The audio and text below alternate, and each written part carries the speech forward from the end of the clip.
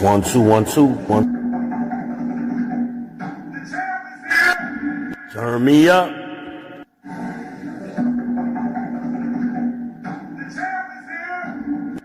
Turn me up.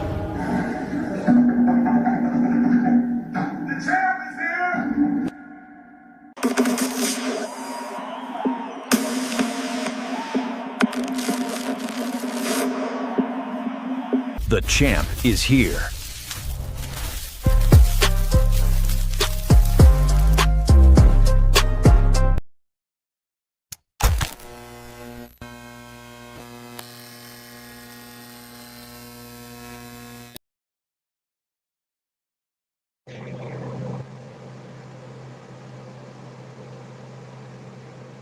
It's your boy, Been Israel and People's Champ, back with another YouTube live stream.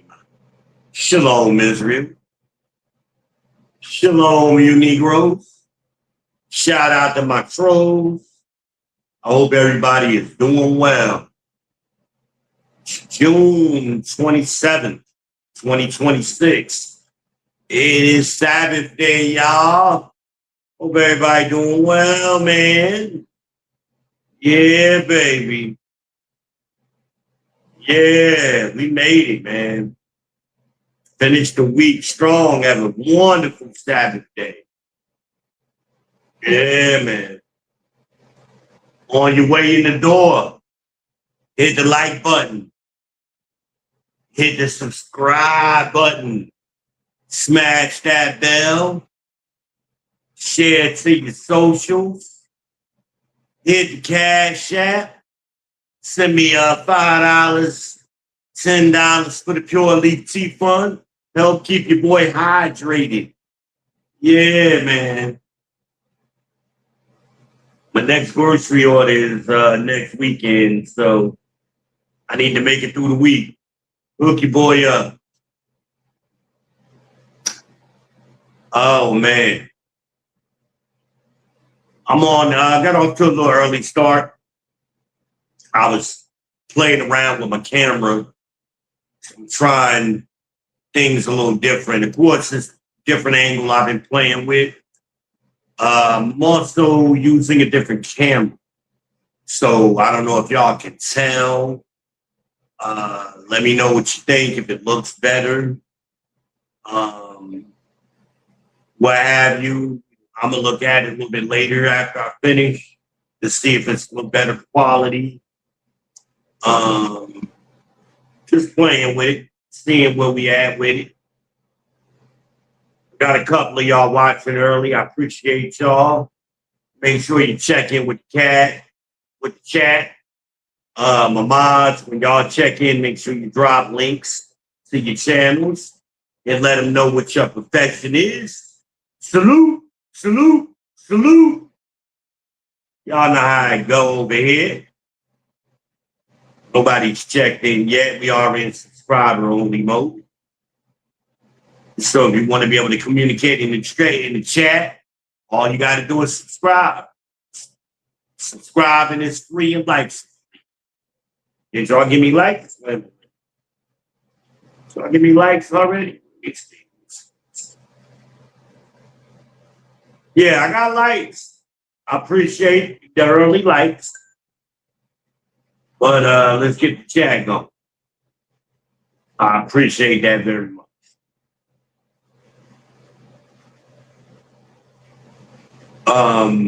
So my camera's actually facing away from me.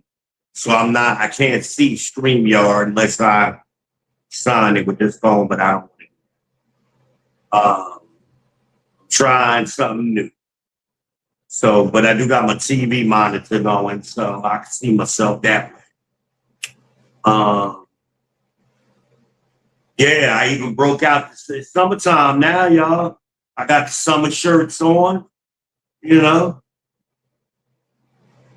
Where are my men? I am the Dark Knight. I am the Black Magga, the Day Walker, the Shogun of Charlotte, Mr. Big Balls himself. The ladies call me the Cookie Monster. You can call me Pumpkin Escobar. I am the artist formerly known as an author and photographer and tax accountant. Also, they call me Chef V. You know, I'm all that good stuff. You know, artist formerly known as Van Johnson. But you can call me, I am your host, V Ben Israel, the People's Champ. You can call me V. I am also known as the Heisenberg of this ish. You call me the Heisenberg because I say things you can't say. They'll attack you for saying it. I want all that smoke. Don't say it. Tell them, hey, Izzy said it. V said it. I ain't say it. I'm just telling you what he said. Blame me. I take all that smoke for y'all. So y'all can stay out of trouble. Send them over here to me. And I chop them up. Ginsu, ninja, all the good stuff. All them good knives, you know. How we do over here. You know, y'all know I keep a knife close. You know, we keep the knives close over here. Where they at? Come on, knives. You know, y'all know how we do. Keep the big dogs close by, you know. Little Bookie Eli action, you know.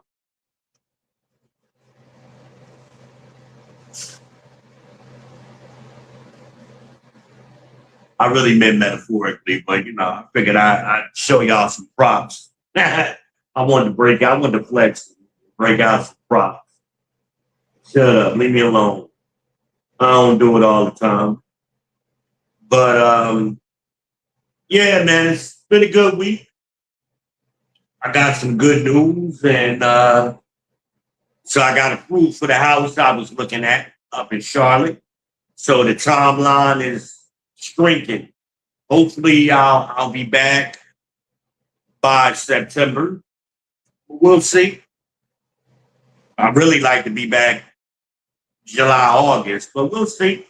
The way things are going, you know, it's out of my hands. So we just gotta wait. You know, I think there was some touch-ups in the house that the landlord had to complete, but it looked pretty good. It looked like it was just touch-ups from what I saw. So I don't know if it was some other issue that I'm unaware of, but we'll see. We'll see.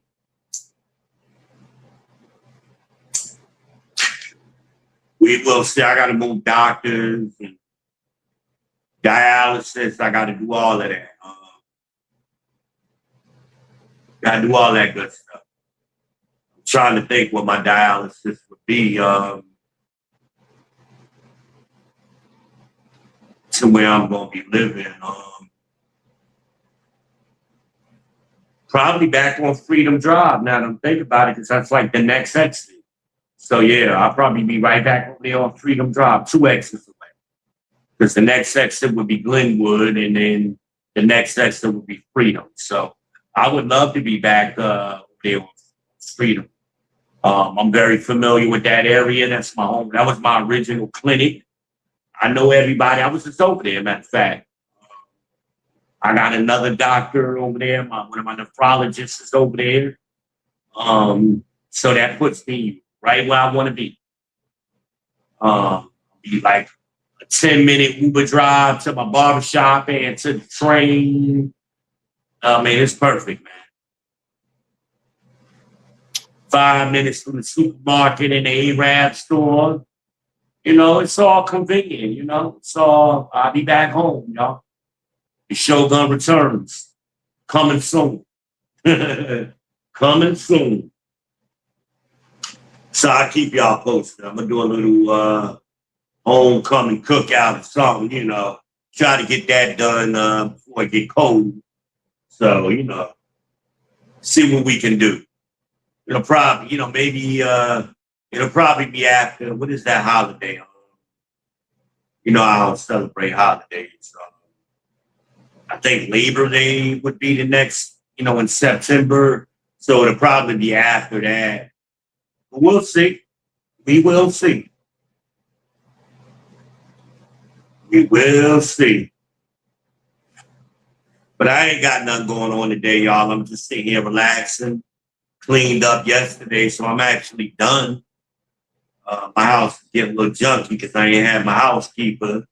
So I had to do it myself. And I still got to clean my refrigerator out. So I'll probably do that tomorrow.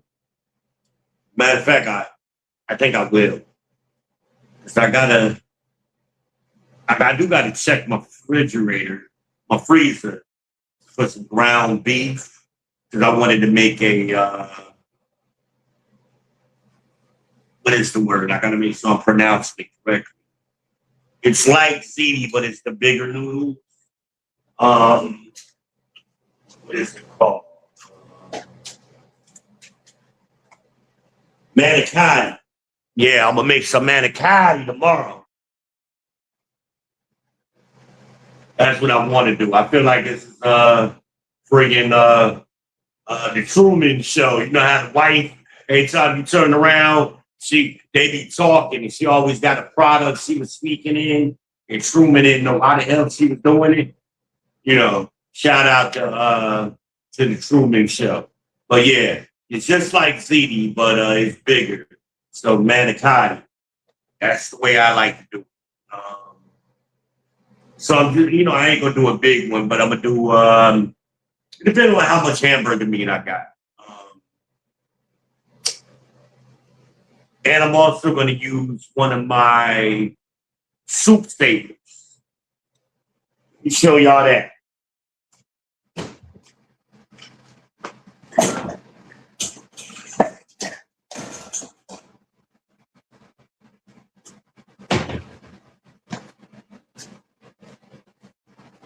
So, this is the soup saver, right? And what I'm gonna do is once I do the manicotti, and once I take it out the oven, it's gonna be finished. I'm gonna fill these slots up, and it's silicone, it's flexible, right? So I'm gonna fill these up. So that's 6. But that gives me each square is a portion. It's about a cup. Or it might be 2 cups. I can't remember. But anyway, and then I freeze this. So that way when I want one, I just pop it out. That's one way I can do it. Or after it's frozen, I pop them all out and put 2 in a Ziploc bag. So that gives me a meal. Already ready to go. All I gotta do is throw it on a paper plate, microwave it, and I'm done. Ready-made meal. So, but you can do this with soup. It's designed for soup. You can do anything. Spaghetti, lasagna, meatloaf. The sky's the limit. Sky's the limit. I'm gonna do it with I forget what is the name of the company that makes that Save and Serve, I think is the name of the company. Or store and save or save and store something. I can't remember. I apologize. I'll go back in and put a link in the description once I end the stream. I wasn't planning on doing that, so I went back. But yeah, it's very convenient, especially with the soup. Because it's just me, I need to figure out ways to make things last longer and I'm limited on storage space. Now, when I get in my house, I'm gonna get a deep freezer, a standing deep freezer, and I would just throw this whole thing in the standing deep freezer. They also got one for hamburger patties. You can roll out your own hamburger patties, put it in there. It's like a burger press, but it's just like that, but it's thinner, and it makes I got one that's a 1/4 pound, And then they got a new one that's actually half pound. That's what I really. So when I start grilling, because I am going to get a grill, of course. Quarter pound burgers, they shrink. Obviously when you cook them. So the half pound would be a lot better. So when I saw it, I got to go to the website because that was about a year ago when I looked at it. Yeah, so when they get they got good products and they do good. They got a meatball one for those of you who like to do meatballs, or have ground beef, ground turkey. For those of you who like ground turkey, ground lamb.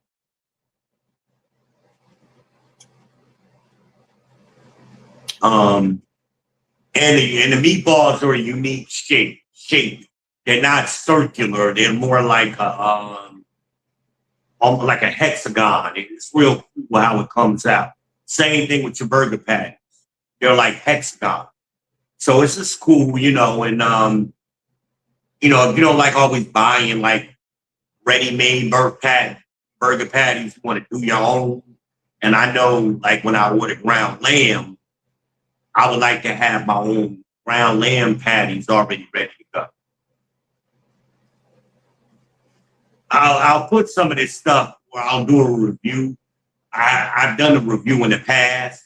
Maybe next time when I order the half pound ones, I'll do a review on a half pound. And I'll do lamb burgers or something on a grill. Yeah. It's been a while it's been a few years since I did the burgers. When I had that joint, when I was living in Concord with Tangi, I had an outdoor George Foreman grill. It was electric. I gave that grill away, but that was a fly little grill. I gave it to my friend Jack. Shout out to Jack.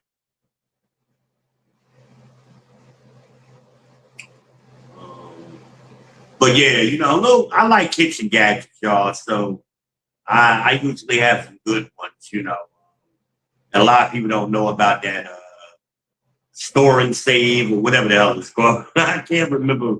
Does it say it on here? I think it does. Hold on. It's clear. Hold on. Yeah, there you go. Shape and store.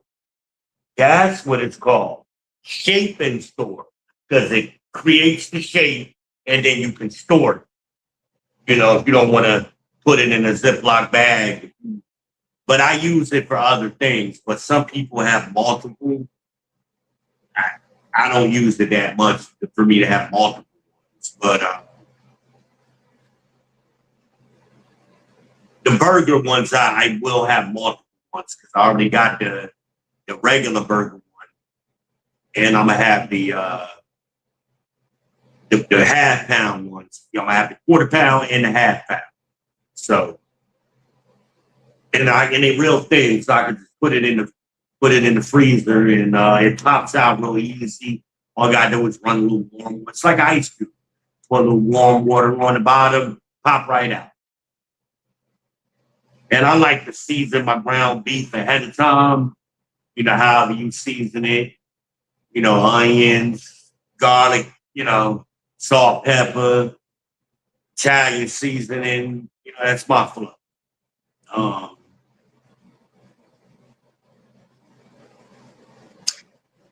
I just thought about it. I could do meatloaf.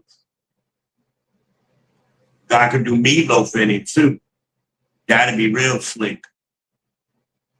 Because I got a cookie cutter that fits perfectly in those squares. So I would just, like when I did a, what was it I made? I forget the name. Shepherd's pie, kind of thing.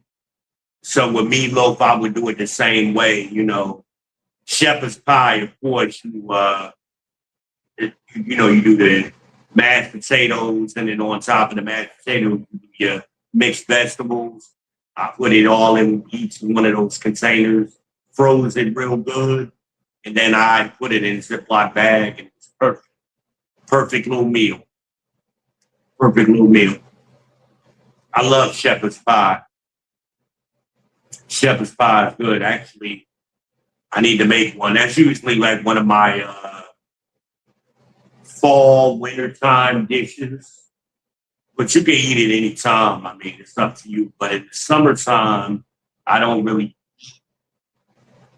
that heavy. Chicken and dumplings I did that way. You could really do anything. I use it a lot, so it's worth the money for me. It's definitely worth the money. Definitely. Um, I think I saw a YouTube video. Somebody put milk in it, and they froze the milk, and it's like the perfect portion for a bowl of cereal. All you got to do is like set the milk out. That's what they did. They didn't microwave it. They just set the milk out at room temperature, let it thaw. And when they got ready to eat, the milk was thawed out. They added a cereal to it. I don't, you know, I only buy a quarter gallon at a time. So quarter gallon is $1.50. It ain't. I'd rather maintain my freezer space than go through all of that. But even if you're the type of person that do yogurt or, you make smoothies, each one could be a portion. You could already have it set up and frozen. So all you gotta do is pop it out, drop it in your blender, do your thing. So, different ideas, depending on your lifestyle. I'm just throwing some things out there, for y'all.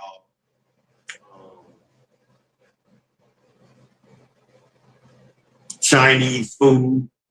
I know sometimes they give you a big portion. You don't want to waste it. Throw it in there, shape it, freeze it, Ziploc it. Boom, you're done. Or vacuum seal it. I need another vacuum seal. I gave mine to Tangent. Well, I let Tangent keep it. I don't even know what she uses. I heard from her yesterday. She texted me on TikTok. I don't know why she don't just text my phone. Shout out to Ted. Donnie and Charles. The geeky girl. I need to talk to her too. Yeah. I got a few of y'all. Appreciate you. Y'all ain't talking to me today. I ain't got no subscribers. Y'all trolling me. I can't get a comment. So anyway, we're gonna talk today's topic. I'm gonna get into it because I don't want to be on here that long. I gotta figure out what I'm eating later, but I gotta check it out now to throw out, or I'll forget. So yeah,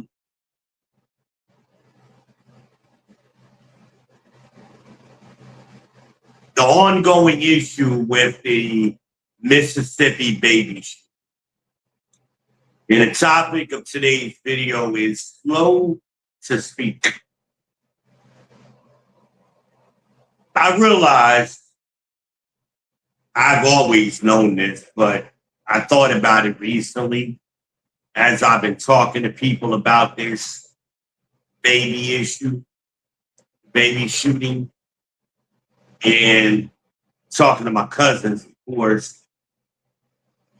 They're like a lot of you, particularly you men I'm thinking about, but ladies, you do it too. Y'all are quick to respond, quick to speak, but you're slow to listen. And I got a pet peeve when somebody changes what I said. That means you weren't listening. I said what I said. a specific way for a reason. I don't like people changing my words and then accusing me of saying, oh, you said this thing. No, that's not what I said. And then I say what I say, oh, that's the same thing. No, it's not. If it were the same thing, you would have just said it the way I said it.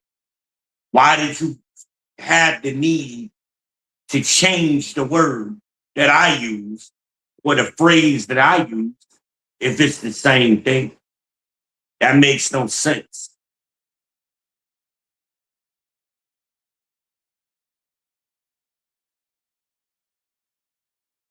That makes sense. I hope I'm making sense.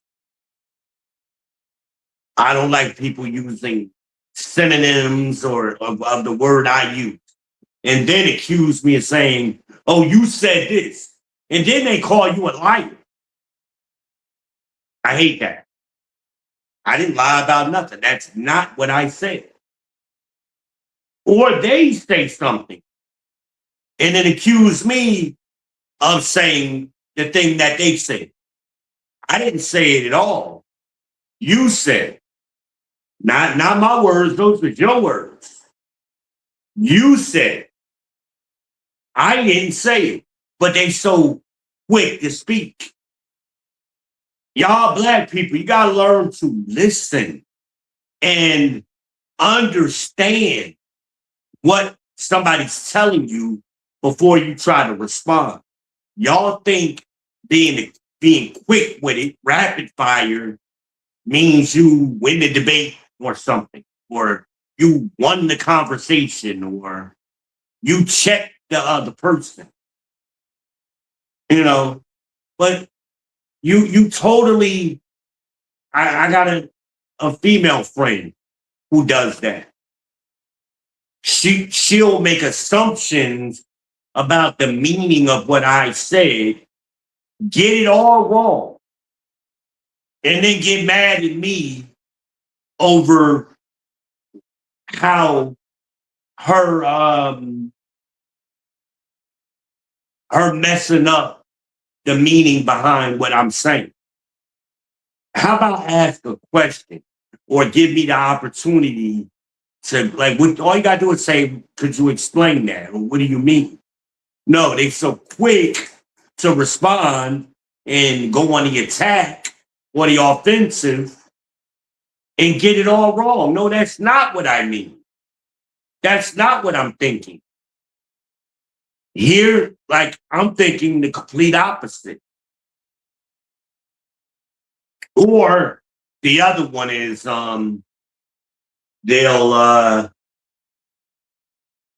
we're talking about the baby, we're talking about black women. I'm giving statistics. All I'm doing at this point in the conversation is giving statistics. Matter of fact, I'll repeat it. This was Ali. He ain't gonna mind, so I'm gonna drop his name. We were talking about let me get it right. Let me get my thought together.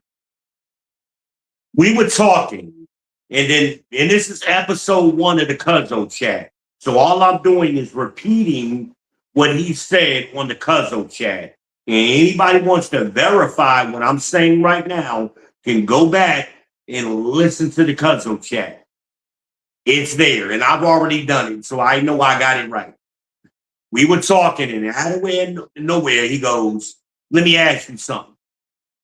See, people, when they want to try to create a gotcha moment or set you up, they do that. Let me ask you something. I'm like, oh, shit, here we go. So I'm prepared for it. So I'm listening very carefully. Do you think Donald Trump is a racist? So I answered him directly and simply, no. And I could tell by his reaction to my no, and then he had a follow-up question. And I believe in this part I'm a little off on, but he may have said next, so you don't think he is a white supremacist? No. And then I responded, in fact, It's the Democrats who have been actually paying the KKK and the Proud Boys millions of dollars to make it look like Trump was the white supremacist and racist, and Hitler. The Democrats did that, is what I said. But he was talking so fast, I don't even think he heard me say that. And then he went on.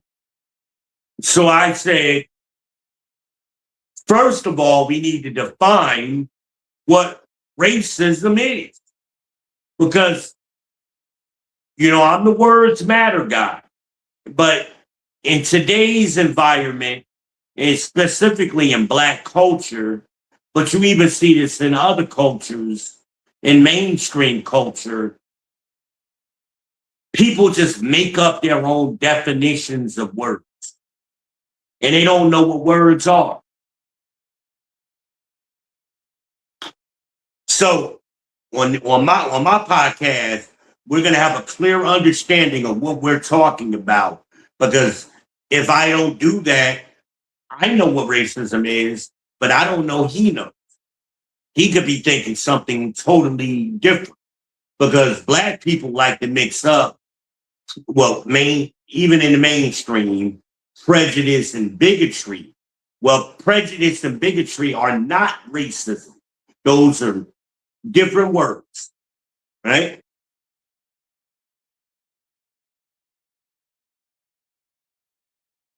So I guess I gave the definition of racism, and I used Dr. Claude Anderson's. I'm looking for my sunglasses. I just had them. I don't know what I did. The hell did I do with it? I got my regular glass. Okay, I got them. So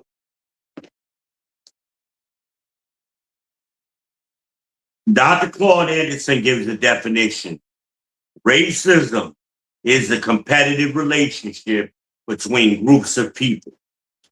They are competing for wealth, power, and resources. And when one group or individual gets so much wealth, power, and or resources, they can force another group or individual to act against their own will or best interest.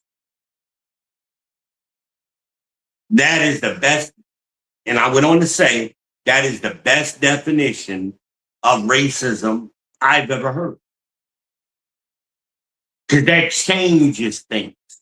Racism isn't a black-white issue or this group versus, this color versus that color kind of thing. It's not what racism is. It's an economic term. Okay? That's where it originates. And Dr. Cornett, if you want to understand more, all you got to do is search YouTube for Dr. Claude Anderson or read his book, Power Knowledge. See how I'm giving a citation? I always give citations because I want to be accurate when we're having these kind of conversations. So then I went on to say to him, well, please explain to me how, because obviously he thinks Donald Trump, because he said, well, this is where me and you don't agree, basically, is what he said. Paraphrasing, not word for word. I don't know exactly how he said it, but that was the sentiment. He may have said eye to eye, or he may have even said agree. I don't remember. I don't want to put words in his mouth. Go watch it. So,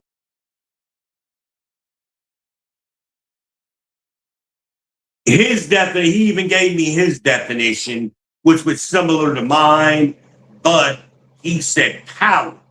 He didn't include wealth and resources. See? You got to include those too. It ain't just power. Right? And it's not all equal, because somebody that has more wealth, power, and resources can do, and they have more influence than somebody that has less. And somebody that may have more power than they have money, wealth, right? So, for example, Donald Trump, he's a billionaire. However, but he is, more importantly, the most powerful man on the planet because he's the leader of the free world. He is the United States president. So there are people that have more money than him. Hell, his boy Elon is a trillionaire now. That's his estimated, and it's always an estimate. Ali asked me that the other day also. Well, how can they say his net worth is $1 trillion? Because it's an estimate. It's always an estimate based on his assets. I said that, but I don't think he heard me say that either. But again, y'all just be listening for an opportunity to respond. And while you're listening, you're hearing sound, but you're not listening. You're hearing sounds. But while you're hearing those sounds, you're formulating what you're going to say next. And you're not even responding to what I just said. I notice y'all do that a lot, especially women do that a lot. Because you want to be fast. So I said, give me an example of how Donald Trump used his wealth, power, and or resources. No, I said, no. First, I said, tell me who you're saying Donald Trump has been racist to. And at first, I think he said Mexicans, and then he tried to straddle the fence to say minorities. And I'm like, don't do that. Don't do the vague terms. Be specific of what we're talking about now. That's why I'm asking you for an example.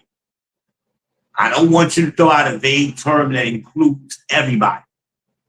So people do that when they try to leave themselves an out.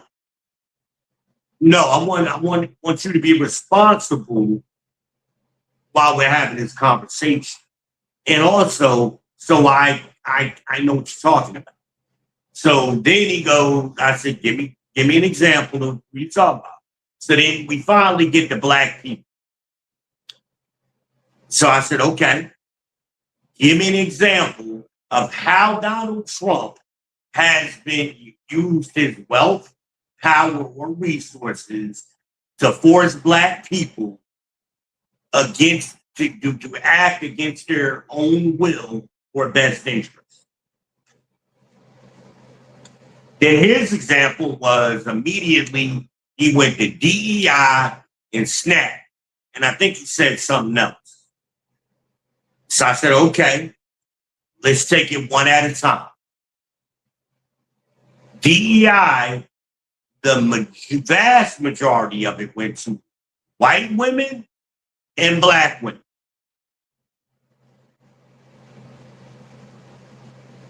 He immediately keyed in on the black women and tried to make it seem. So now, because he couldn't argue against the facts, and when people can't argue against facts, they use ad hominem attacks.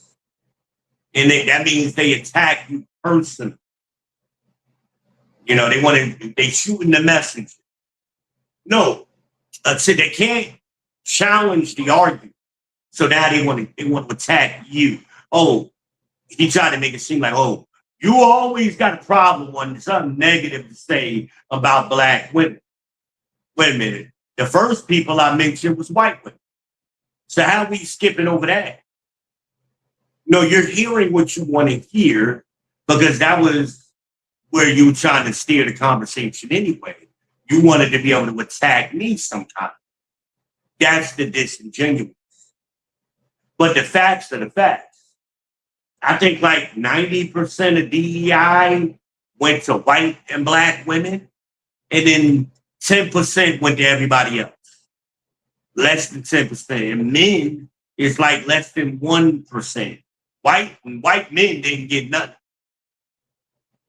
And the black men who got it, a big chunk of them were gay, were LMNOP people, right? These are facts. I'm not, and I guess I lost somebody already. Anytime I start talking like this, I lose somebody. Now, computer, when it comes to DEI, right? What is the largest group of people who benefited from DEI?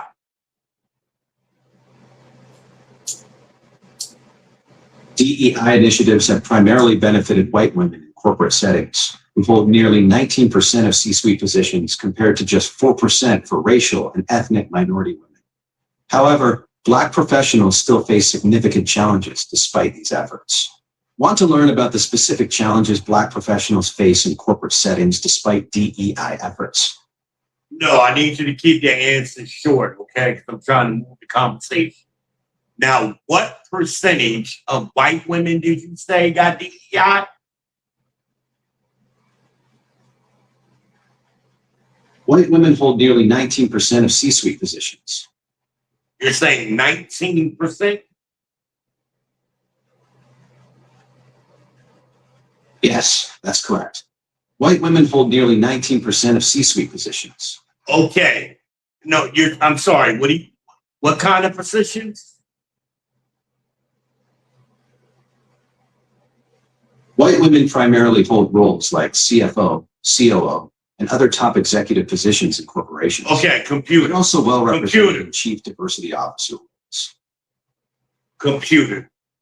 I want you to answer me directly and specifically. Okay?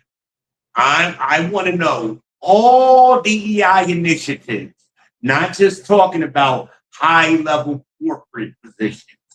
All DEI. What percentage of those initiatives went to white women? White women hold nearly 19% of C-suite positions, while Okay. racial and ethnic minority women hold about Computer. 4%. Computer. Studies show white women Computer. disproportionately benefit. Computer.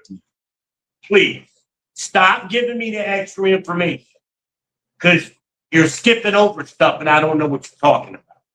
White women hold what type of positions? Say it slowly. White women primarily hold C-suite positions. These are top executive roles like CFO, COO, and Chief Diversity Officer. Okay. What about other positions?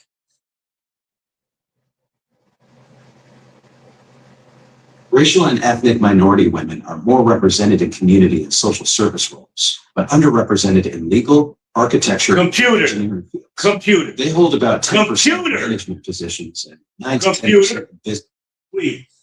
You're doing it again. Just directly answer my question. Stop giving me the fucking extra information. I'm not asking about black women right now. I'm only asking about white women. Can you White confirm women that? hold C-suite positions like CFO, COO, and Chief Diversity Officer. Computer. I thought your adaptive listening has been turned on, right? Yes, Alexa has an adaptive listening feature. It's designed to give you more Computer. time to finish speaking Computer. before I respond. Computer. You're not using it. I keep asking you to stop giving me extra information. Only answer my direct question. So, being that your adaptive listening is White women primarily hold CFO, COO, and Chief Diversity Officer roles. computer, you're doing it again. I didn't ask that question. Stop answering questions I'm not asking. Got it. What's your question? I'm asking about what about the other positions that white women have benefited from receiving through DEI initiatives? What percentage of those positions?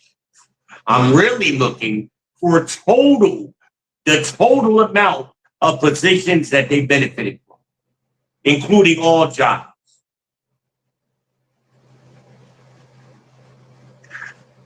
White women hold about 36% of senior manager positions and 28% of all corporate roles, benefiting significantly from DEI initiatives across various job levels. So, computer, what I'm asking, I don't want the breakdown of what types of positions. White women hold 36% of senior manager roles and 28% of all corporate positions. Computer, you keep cutting me off. What I want to know is the total percentage of all jobs, no matter what kind of job it is, that they benefited from through DEI initiatives. Total number.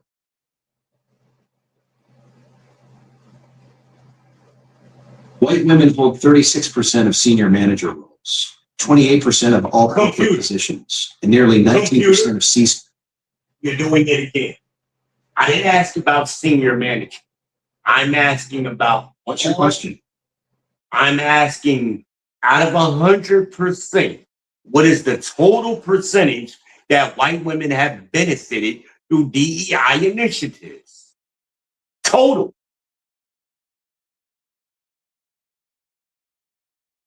White women hold about 40% of leadership and management positions across all job levels through DEI initiatives. Computer, I'm not asking about senior management.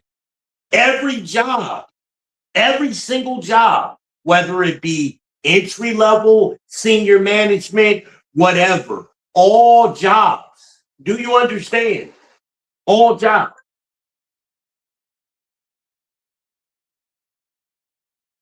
White women hold about 40% of all jobs across all levels in corporate America. Computer, I didn't say corporate. You're being a smart ass. I'm not asking just corporate America.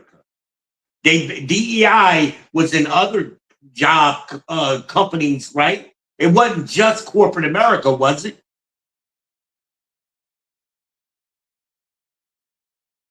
White women have gained about 30% of all jobs across all sectors through DEI initiatives, disproportionately benefiting from these programs compared to other groups. Okay, so what is and they're the largest, so they're 30% represents the largest group, correct?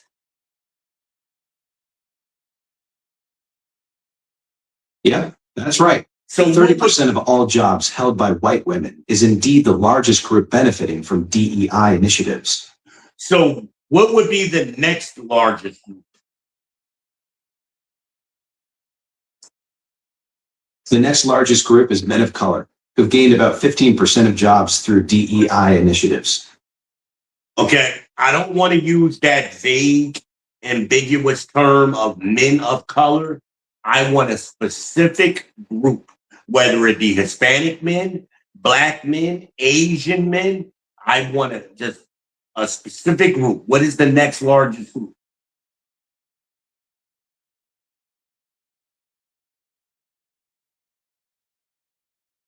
After white women, Latino and Hispanic Americans have benefited the most from DEI initiatives, gaining about 15% of jobs through these programs. What's the next largest?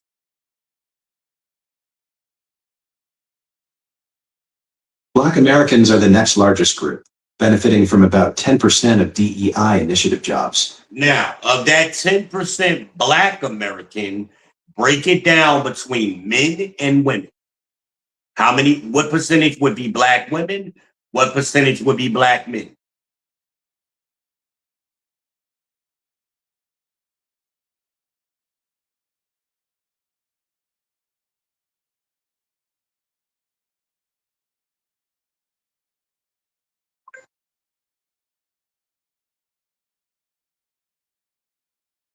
Black women hold about 6% of C-suite positions, while Black men hold 3.9% of senior management roles. The exact breakdown of DEI jobs specifically isn't available, but these figures show Black women slightly ahead in top executive roles. Computer, I'm not asking about senior management. I'm talking all sectors. That's what I'm asking. All sectors for this conversation. All jobs.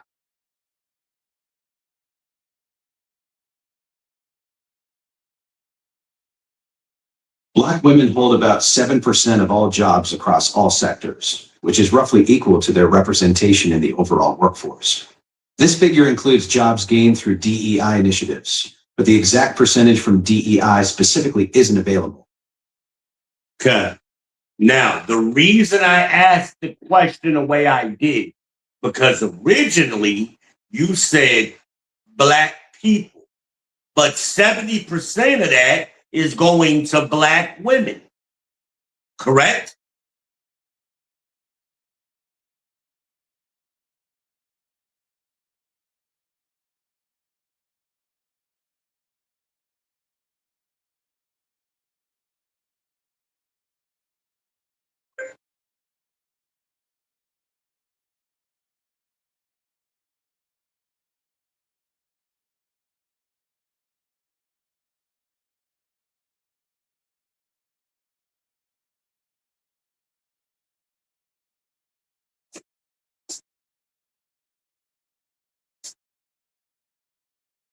System took longer than expected to process the request. Please try again later. I find it funny, computer. I find it interesting when I start asking you to be specific when it comes to Black women, you always have difficulty answering that question.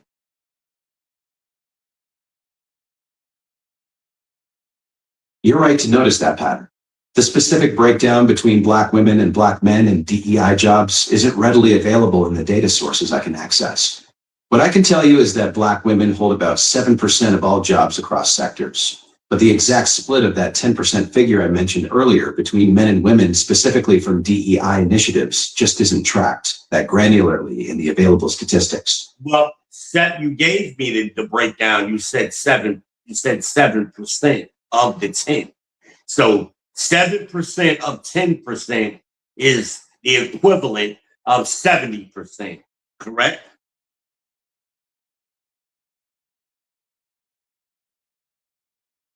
Actually, 7% of 10% is 0.7%, not 70%. Would you like me to break down the math for you? If 10% is the total number and 7 of that 10, Right. If 10% is the total, then 7% of that 10% would be 0.7%. So out of every 100 jobs, 10 come from DEI initiatives, and 0.7 of those go to Black women. No. You're doing it the wrong way. The total is 10. So 10 would be overall, but we're focusing just on the 10. So that would be 100%. So 7 out of 10 is what we're talking about.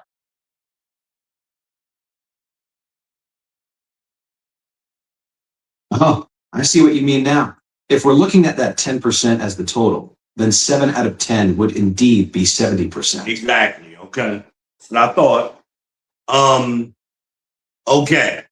So the point is that you can't say Black people when the vast majority, computer, you can't say Black people when the vast majority is going specifically to Black women at 70%. You make a valid point about precision in language. If 70% of those DEI positions are going to Black women specifically, then saying Black people does obscure that gender breakdown. Big time. That's why I'm being very specific and careful with my language.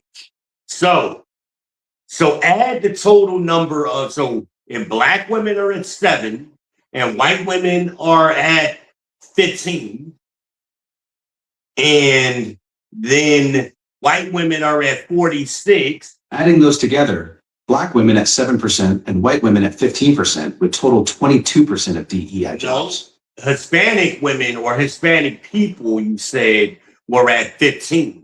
White women were at 46, correct?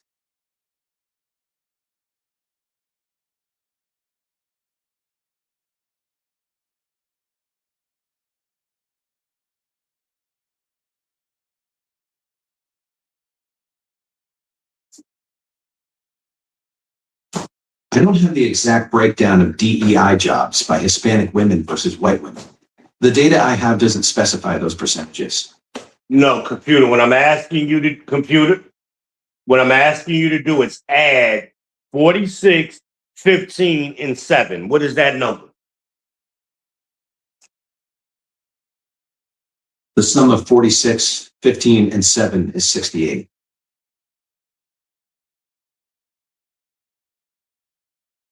So, what is the breakdown for the rest?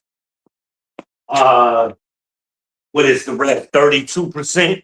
How does the remaining The remaining groups would account for 32% of DEI jobs. and what is the demographic breakdown for the remaining 32%?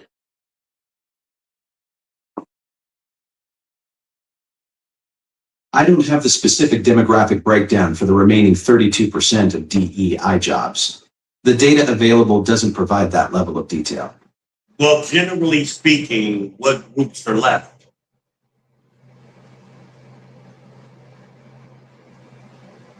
The remaining 32% likely includes Asian Americans, Native Americans, LGBTQ plus individuals, and workers with disabilities, though I don't have the specific breakdown.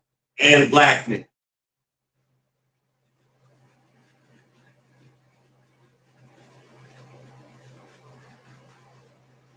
Black men hold 3.9% of senior management roles in the US, but I don't have the specific percentage for DEI jobs. Yeah, I'm not asking about senior management. I'm asking all jobs that for the remainder of this conversation, please.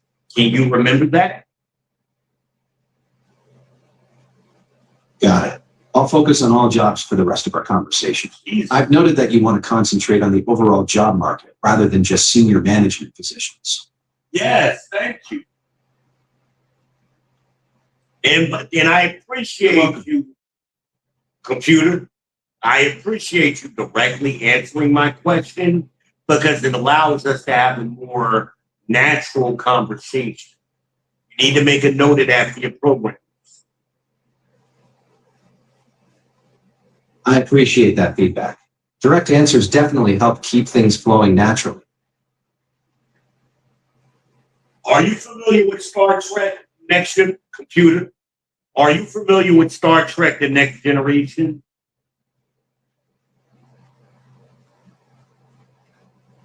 Absolutely. Star Trek. The Next Generation is a classic sci-fi series Computer. that aired from Computer, just yes or no? Yes. Thank you. And you're familiar with the character named Data, correct? Yes. Well, a common theme on that TV show was Data had a tendency to over-explain. Are you familiar with that?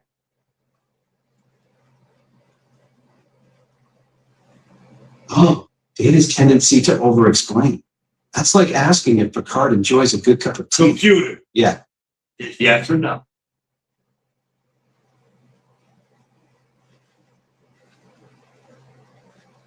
Computer, that's what you are doing right now. You're doing what Data does.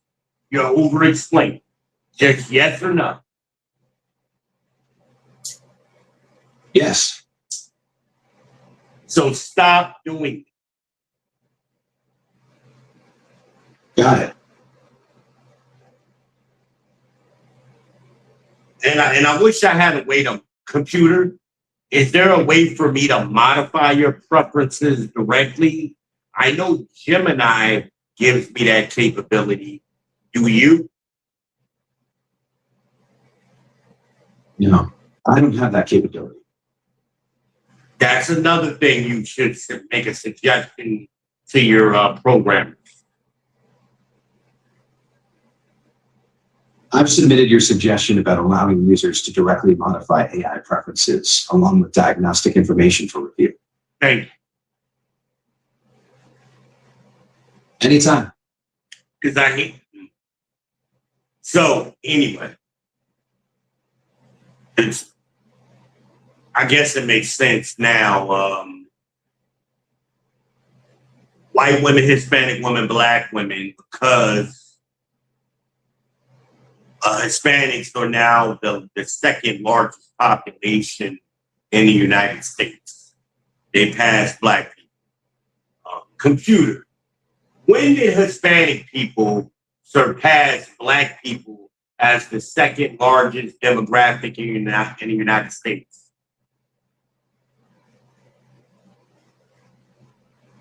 Hispanic people surpassed Black people as the second largest demographic in the U.S. in 2003. Wow, I didn't know it had been that long. Okay, thank you. You're welcome. That's 23 years ago. I didn't know that. I thought it was more recent. Okay. But anyway, when it comes, my point I was getting at with my cousin, I know that was long. I went off on a little tangent. I'm sorry. I went on that sideways. But the point I was making with him, the reason I keyed in on Black women versus Black men, it's 70% versus 30%. And in that 30%, you got to include the gay guys, the LMNOPs. You got to include them. So, but 70% is the vast majority. The vast majority of DEI initiatives when it comes to Black people went to Black women. Also, I made it a point to key in on Black women do not see themselves as Black people. There is no Black community. Black women see themselves as, and this is opinion. This is my opinion, and I'm going to give a citation on why I think this. But they see themselves as separate from Black men. So they have a whole movement, and this has been going on for quite a while, called divesting. Black women call it divesting. They're separating themselves from Black men and children. Also, Ice Cube went on the Vivica Fox and Lisa Ray's podcast. Computer. What is Vivica Fox and Lisa Ray's podcast called? Vivica Fox and Issa Rae's podcast is called Aspire with Emma. And that's the podcast that Ice Cube went on and they interviewed him. Ice Cube was interviewed on Hollywood Unmasked with Vivica A. Fox podcast. Was Lisa Ray there as well?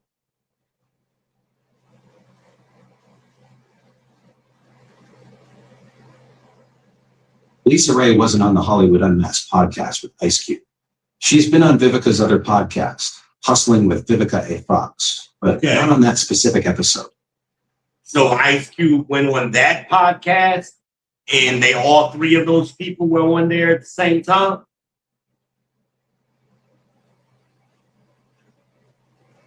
Ice Cube, Vivica Fox, and Lisa Ray haven't all appeared together on a podcast episode.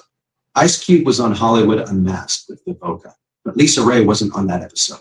They do have their own podcast called Cocktails with Queens, but Ice Cube hasn't been on it.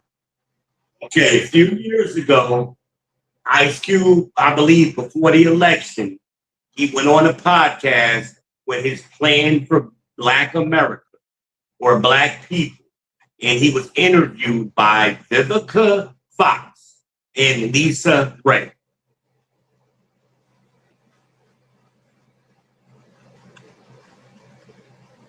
Ice Cube discussed his contract with Black America on the Red Table Talk podcast with Jada Pinkett Smith, not with Vivica Fox and Lisa Ray. The podcast focused on his 22-page plan addressing inequality, police reform, education, jobs, and healthcare for Black Americans. You're doing it again, computer. I didn't ask for you to explain it to me. I'm trying to get at what is the name of the podcast.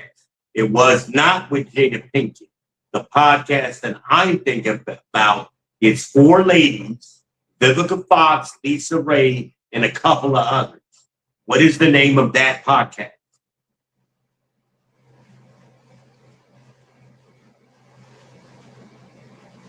I understand you're looking for a specific podcast. The podcast you're thinking of is called Cocktails with the Queens. It features Vivica Fox, Lisa Ray, and other women discussing various topics. Okay, so that means Ice Cube went on that show, on that podcast, and discussed his contract for America. What was the date that he went on there?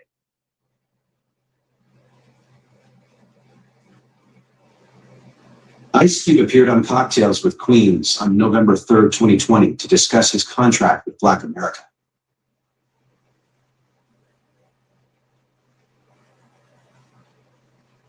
And that would have been during the election for Joe Biden and Donald Trump.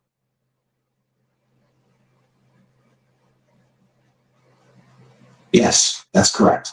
Okay. Ice Cube's appearance on Cocktails with Queens on November 3rd, 2020 was during the 2020 presidential election between Joe Biden and Donald Trump. Yeah, thank you.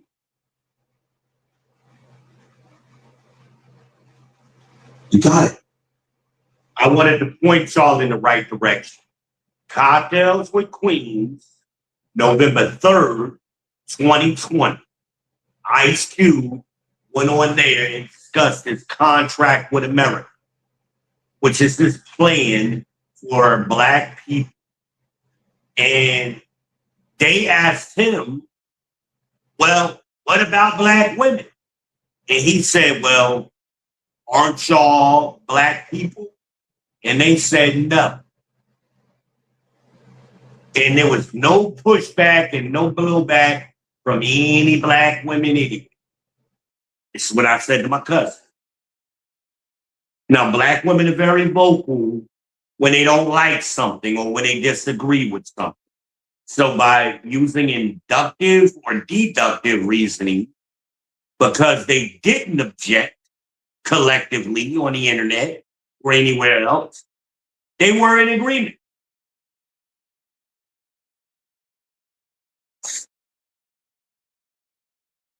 So, DEI initiatives, meaning bringing it back around, right? Didn't really benefit as a whole Black men, heterosexual Black men. It primarily, the majority of it that went to Black people went to Black women. Computer, how long have DEI initiatives been in existence?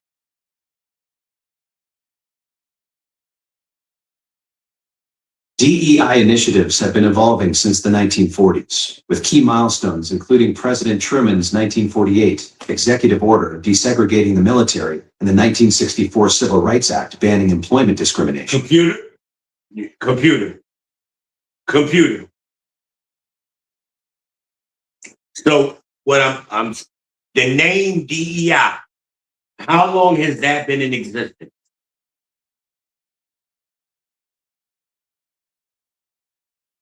DEI initiatives have been evolving since the 1940s, with key milestones including President Truman's 1948 executive order desegregating the military and the 1964 Civil Rights Act banning employment discrimination. They gotta fix this, man. This is horrible. Computer, I need you to answer my question. The term DEI, when was that first used?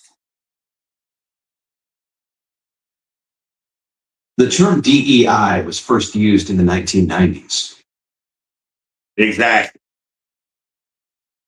So therefore, there could be computer, therefore, there could not be an official use of the term DEI prior to the 1990s.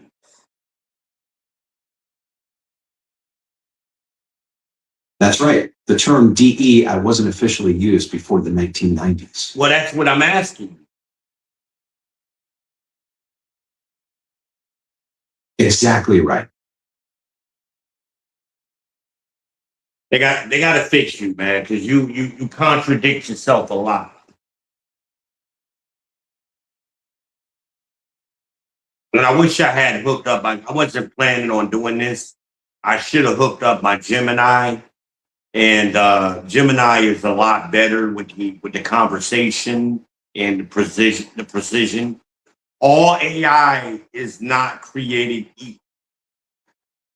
Now, and more specific, regular free Gemini is different from Nano Banana Pro. I have Nano Banana Pro, which focuses more on the interaction and the precision. So sometimes you got to dig deeper and rephrase your question to get the information or confirmation that you're looking for. Just a little pro tip. But anyway, this isn't me bashing Black. That's what I got accused of. Another ad hominem attack. I got accused of attacking Black women. The numbers are what they are. This isn't my personal feelings. This is what the numbers say. This is a fact. These are facts. I'm getting my source is AI. Computer. What sources are you pulling this information from?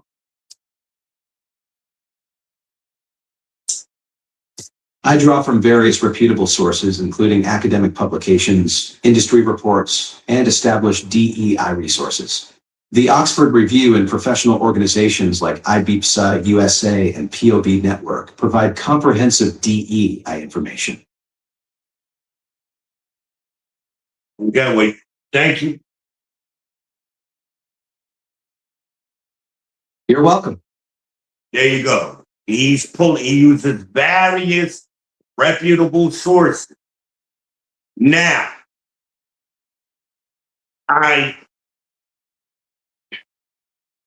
here's where I'm probably going to lose some of y'all. Because, wait a minute, I got a comment. I got Amanaz Speaks. If he says,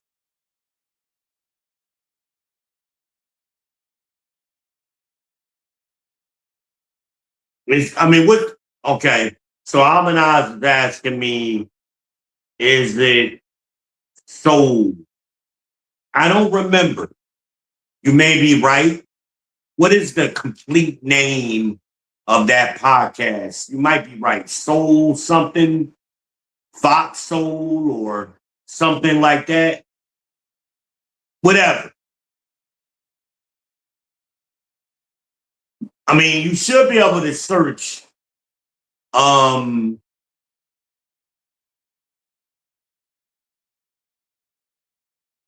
should be able to search just Ice Cube and contract with Black America or something like that.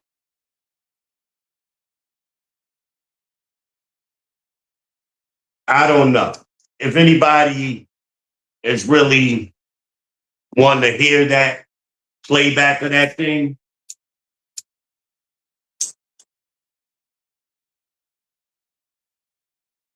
something like that. Amanaz might be right. Search it both ways. Or just search their names. Cocktail and Queens or whatever it's called. And maybe they changed it. I don't remember, but I think she might be right. I don't remember. But here's where I'm gonna lose somebody, and I guarantee it, from what I'm about to say next. Because you're not slow to speak. Y'all not quick to listen. And you're gonna your mind immediately has been socially engineered to go towards ad hominem attacks, even though nothing I said is a personal a feeling, right? I'll let you know when I'm giving my opinion.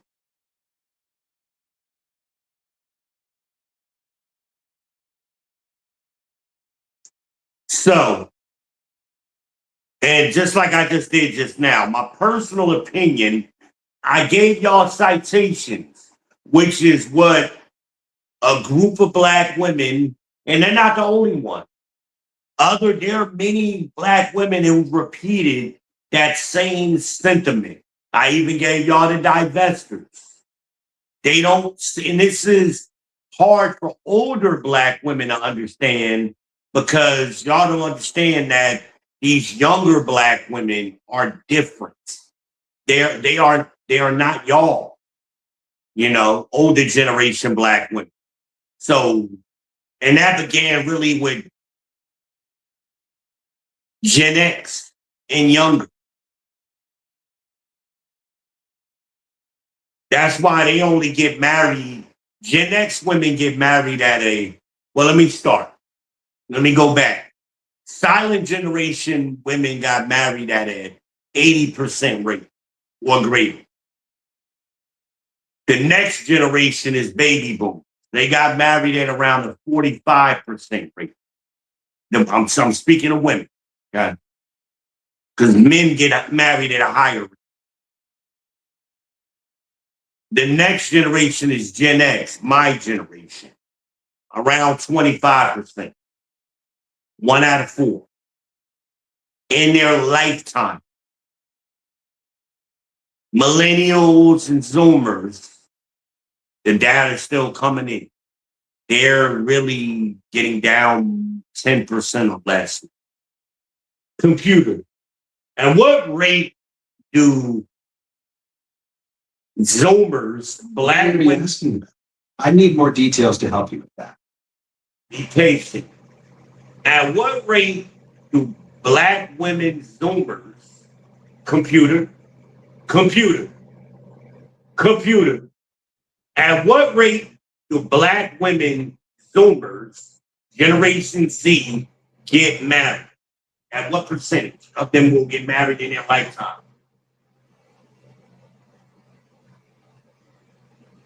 Based on 2019 projections, about 62% of black women are expected to marry in their lifetime.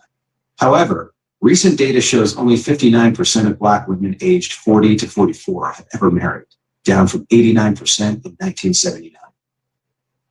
Computer, I'm asking specifically about Gen Z. For Gen Z black women, marriage rates are lower than previous generations.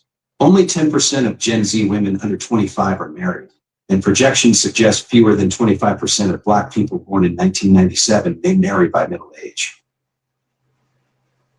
Thank you. 10%. Thank you, computer. You're welcome. 10%. I just didn't want y'all thinking V made it up. Now, for information like that, a good website to go to is blackdemographics.com. That's a website for black people by black people. And it's a very good website. It gives you all kind of data and articles that affect black people if you really want to educate yourselves on these numbers. But that's the problem. The vast majority of black people do not educate yourself. You go by what you heard, what you think based on your anecdotal information, and then you get mad at me in a conversation where I'm coming with facts, data, and statistics And then you want to blame me personally, the ad hominem computer. What is the definition for ad hominem attack?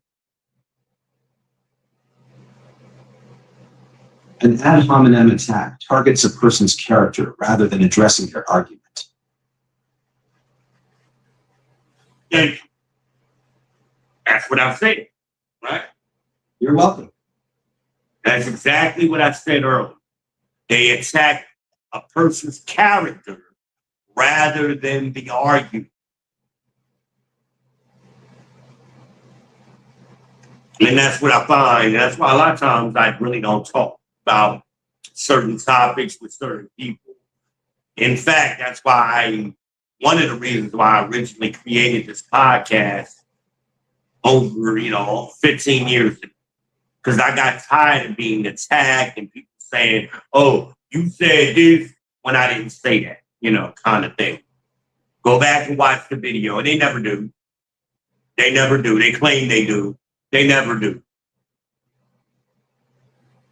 It's right there forever on video. You can pull it up. Go back and watch the history on YouTube and on Facebook and on X. There's a record of what I'm saying on 3 different places. So you can't say, oh, you edited it. It's AI. No, I didn't. But I changed it on 3 different websites and then re-uploaded it.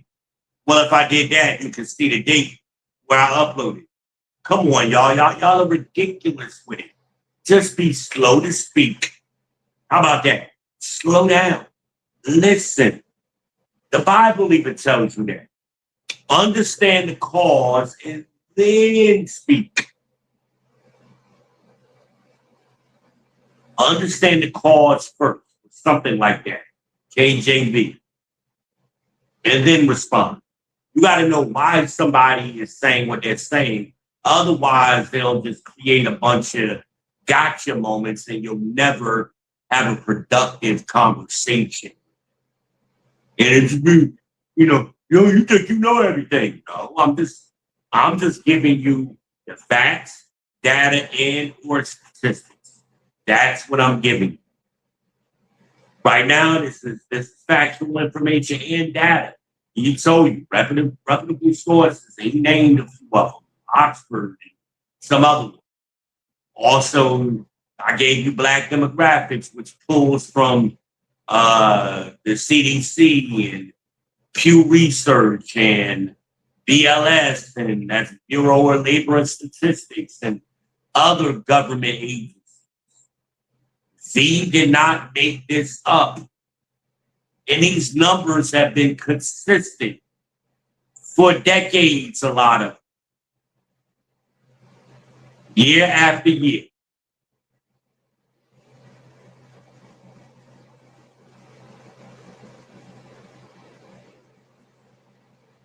So he started attacking me immediately. Oh, you got a problem with women. No, I don't. I'm just telling you what the numbers are. That's it. Yeah, but you're so adamant because that's the numbers. Like, I question what kind of students y'all were in school. I really do. Did y'all do this to teachers? Teachers trying to teach and y'all just go on to ad hominem attacks with teachers and the teacher can't even move the lesson forward because you that little kid that's always raising their hand with dumb questions and trying to make everybody laugh. And then my other cousin, the way he speaks in incomplete sentences and bad grammar, which is sad because he went to a white high school. He grew up around white people. Like, you should have had the better education of all 3 of us. But damn, how you make a sentence, we got a group chat, and I'm not bashing my cousins. They're more than welcome to come up. Or we'll fire up the Cuzzo Chat episode 2, and we can address what I'm saying. So I ain't saying nothing that I have not said to them directly before, and I don't have no problem saying it again. It's bad grammar when he types in our group text. He'll type, a statement, but there's no subject, there's no noun. Like, what the hell are you talking about? Just randomly out of the blue. It'll be his first message of the day, and there'll be no subject in the statement. And I'm like, question mark, or what do you mean? And then he can't just answer that question. It's just difficult talking to him. And then I'm like, now I got to explain, dude. I don't know what you're talking about because you didn't have a subject in your last statement. Like, can you explain what you're talking about? He did it one time, and I'm like, oh, okay. Now I get it. But you need to include the subject.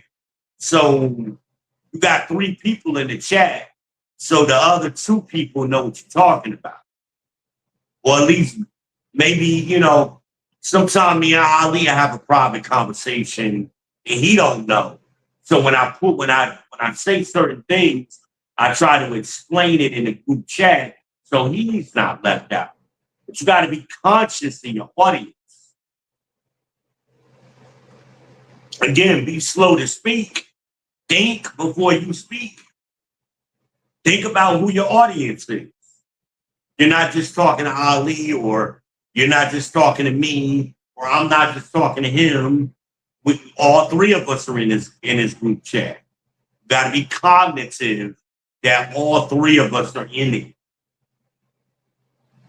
Also, Black people, we have a problem with trying to prove or make it seem that we know things we don't know.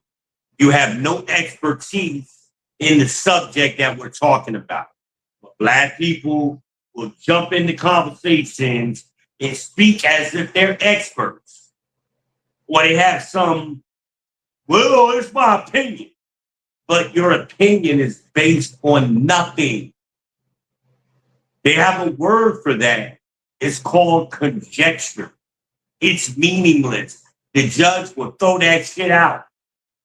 That's what it's called. You have to be able to have a reference, a citation, experience where you're coming from. And then you're speaking over the person who actually has the experience. And you're trying to invalidate that person. Again, another ad hominem, trying to invalidate that person. Oh shit, I didn't know they were running today. Anyway, y'all try to invalidate the person who actually knows what they're talking about while you don't know what you're talking about with ad hominem attacks. No, you don't know everything. No, I don't. But this particular subject that we're talking about, I have, what did I say? I've been doing this podcast over 15 years. I've been talking about these topics the whole time. And even before that. But we were talking about interviews for sales jobs. I was the only one of us three who actually worked in sales. Well, my cousin Ali did it. I got him the job at Radio Shack. He did it for a short period of time, like 6 months, maybe a year. I've done it for over 20 years, specifically sales. I taught sales for multiple companies. I hired salespeople. So I know what they look for when they hire salespeople. And generally speaking, they don't hire usually you gotta be 21 and up, especially in today's world, to get a sales job. Like a real sales job, selling cars or Because for insurance purposes, selling houses, life insurance. I think you got to be over 25 for those jobs. They generally don't hire people right out of high school. Now, there was a time back in the day they did, but in today's world, they don't. I also have two children, 24 and 26. I've helped them get jobs. I've helped my daughter get sales jobs. So I'm familiar with the process. And they're not using AI for the way y'all in the manner that you think they are. So a job at the mall, kind of job that an 18-year-old kid would be applying for, they're not really using AI. Now, not in the way you think. Now, for a call center sales job or even a large car dealership where they got 1,000 applications they got to weed through, yeah, they'll use AI to filter through some of those resumes. But that's all they're doing. And they're looking for certain keywords, or they're also trying to identify was a computer, some kind of computer software used to fictitiously create the resume. Those are things they may be doing, but not in the manner that you think. Because of us three, I'm the only one that's been a hiring manager, hiring area supervisor, HR. I know a little bit more. My cousin Milt never did none of that. His first job, I got him. He's working as a truck driver. That's the job he's been working for about 10 years. I got 30 years worth of experience, over 30 years of experience working. I started working, I was 14 years old.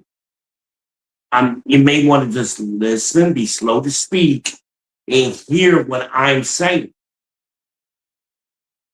Because we're talking about, did this 18-year-old kid need a resume? He ain't got no resume. He never had a job. What he gonna put on? He went to high school. He graduated high school. He ain't even got enough to fill up a half a page. Do he got any special skills? No, not really. Not that's going to be relevant. How do I know? I got a son that's the same age. They're the same age. 18 this year. But my son has been working for about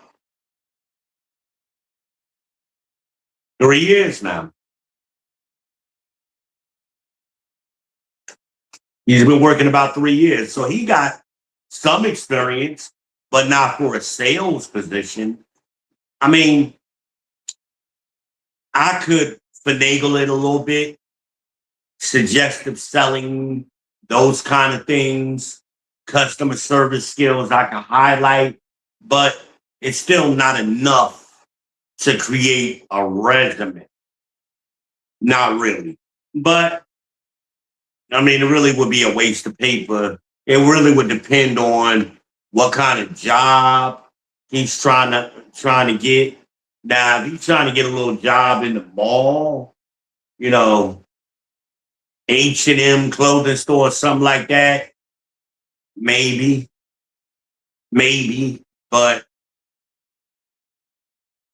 I seriously doubt the people at H&M, whatever that store is using AI.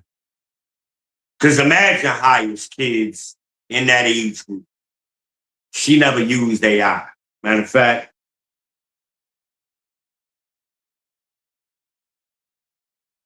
let me ask her. The hell happened? Oh, okay, nothing. I'm gonna now stop chatting. She didn't respond to me. Let's see if we can get Miss Aaliyah the Don on the damn horn here. Let's see.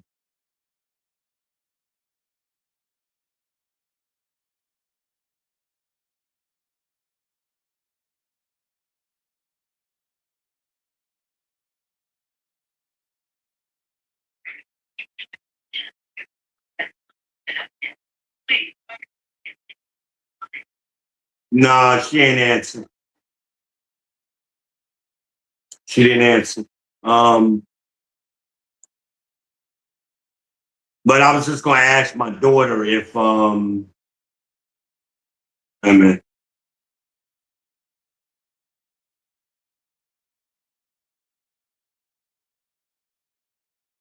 that's the thing. Hold on. Okay.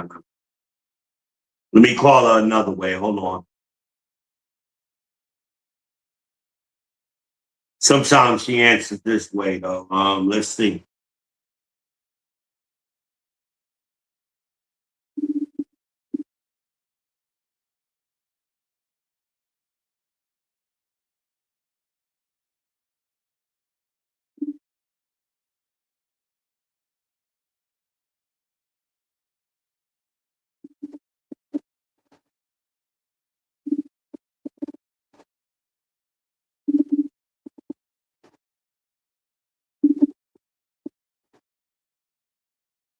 She not answering. She might be at work. It is Saturday, so she probably is working. So she probably looking at her phone like Pop is crazy. But I was gonna ask her because even though I have more experience than her, she's done it more recently than I have. And she specifically hires that age group. Here she go texting me. Hold on.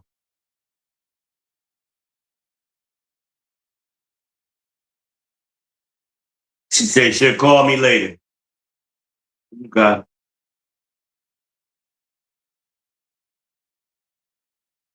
All right. But yeah, that's why I went to her. I can't think of anybody else right off that I can grab right now that would have that kind of experience. Just like my cousin is a truck driver. I know very little information about what his job is like. And I would never presume to know. So I would listen. I would let him speak. I would ask my question and shut up. I wouldn't try to overtalk him while he's telling me about truck driving. Like, but that's what a lot of y'all do, black people.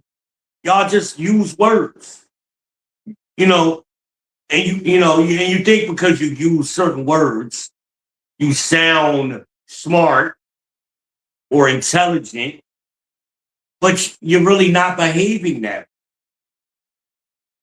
because you don't know what you're talking about.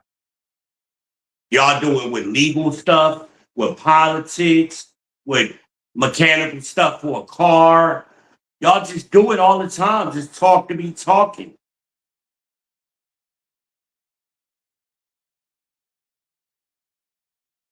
And then you come back with the ad hominems or, you know, you completely misconstrue what the person said because you were looking to pick an argument. Some of you do that, ladies, a lot.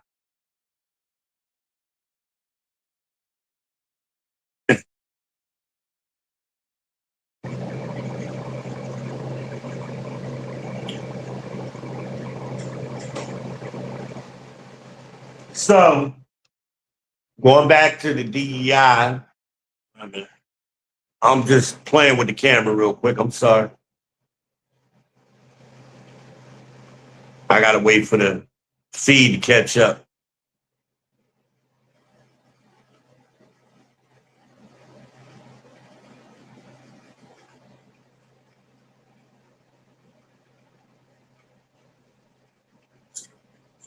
Yeah, where'd it go?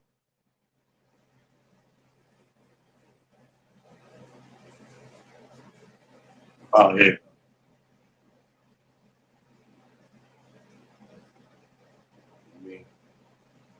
Catch up.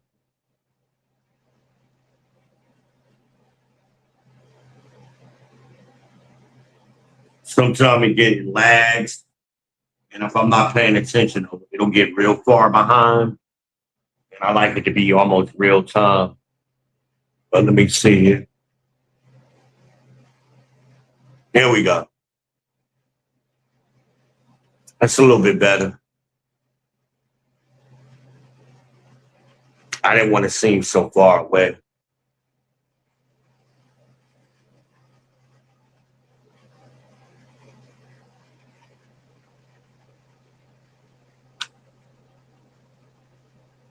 I'm sorry.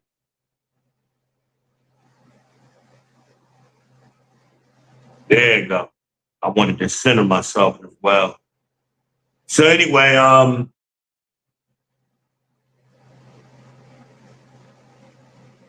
going back all the way around now to the Mississippi baby shoot.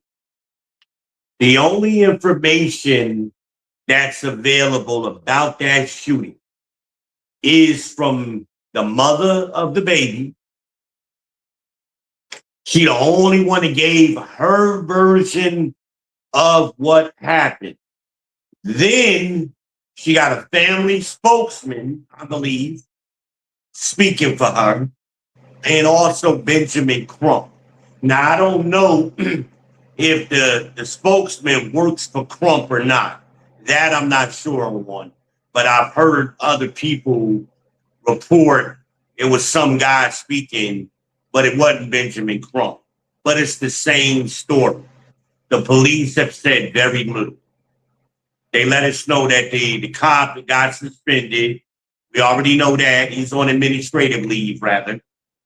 The body cam footage has not been released. That's what we know thus far. Now, her story, if you listen to it, she did an interview 3 days after or a couple of days after the shooting. And I listened very carefully to what she said. And the first thing I did when I responded, I said, I'm not going to really get too deep into this story yet. It's about 2 weeks ago. I'm not going to get real deep into this because the information, there's not enough information yet. That's what I said about 2 weeks ago on a live stream. Then my aunt sent the story to me and she wanted me to respond to it. Again, with family members, especially my liberal leaning family members, I try to stay away from certain conversations. But what I did say to her, yeah, I'm familiar with the story. That's the girl that held the baby up as the shield. And then she responded, oh, that's not the information I got. I say, yes, I know, because what you got came directly from the girl. And then she sends me a screenshot from Gemini. But you got to question where Gemini is getting that information from. Reportings of what the girl herself said.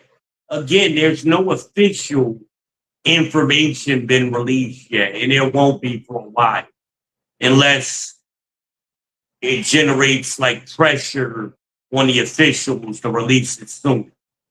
But then she goes, oh, you don't have to respond.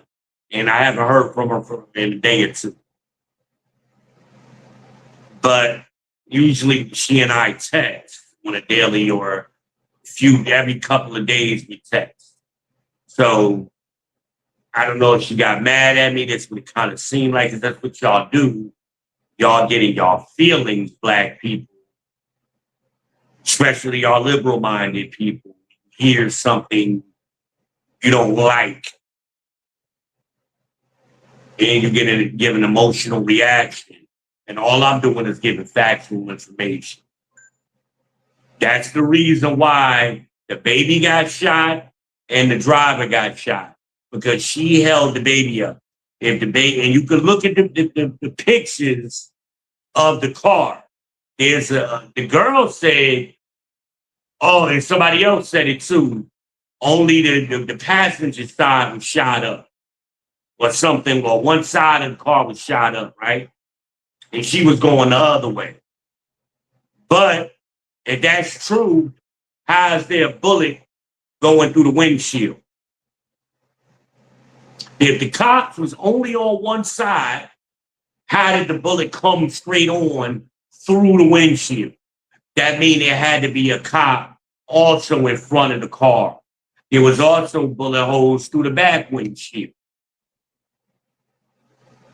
Now, she said that the baby was on her lap. Now, this is why I question her parenting. Her story was first of all, let me tell y'all how Walmart operates. Some of y'all, again, you go to your feelings and your opinion, and you don't really have an experience seeing Walmart security footage. So while them girls is in that store stealing or doing whatever they was doing, the people in loss prevention, that's that little office in the front of the store, they watching them live. They watching them.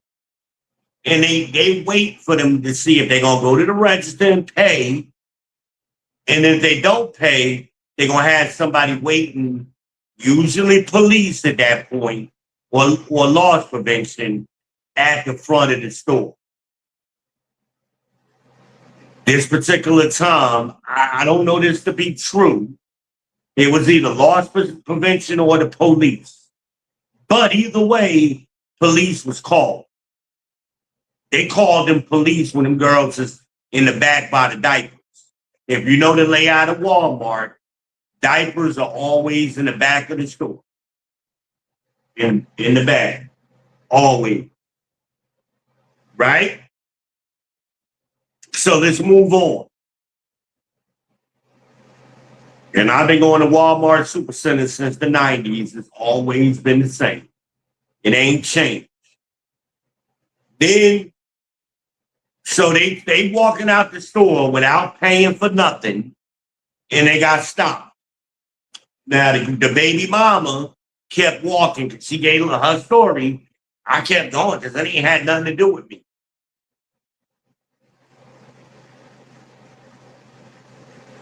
Which leads me to believe it was the security guard stopping her, not police.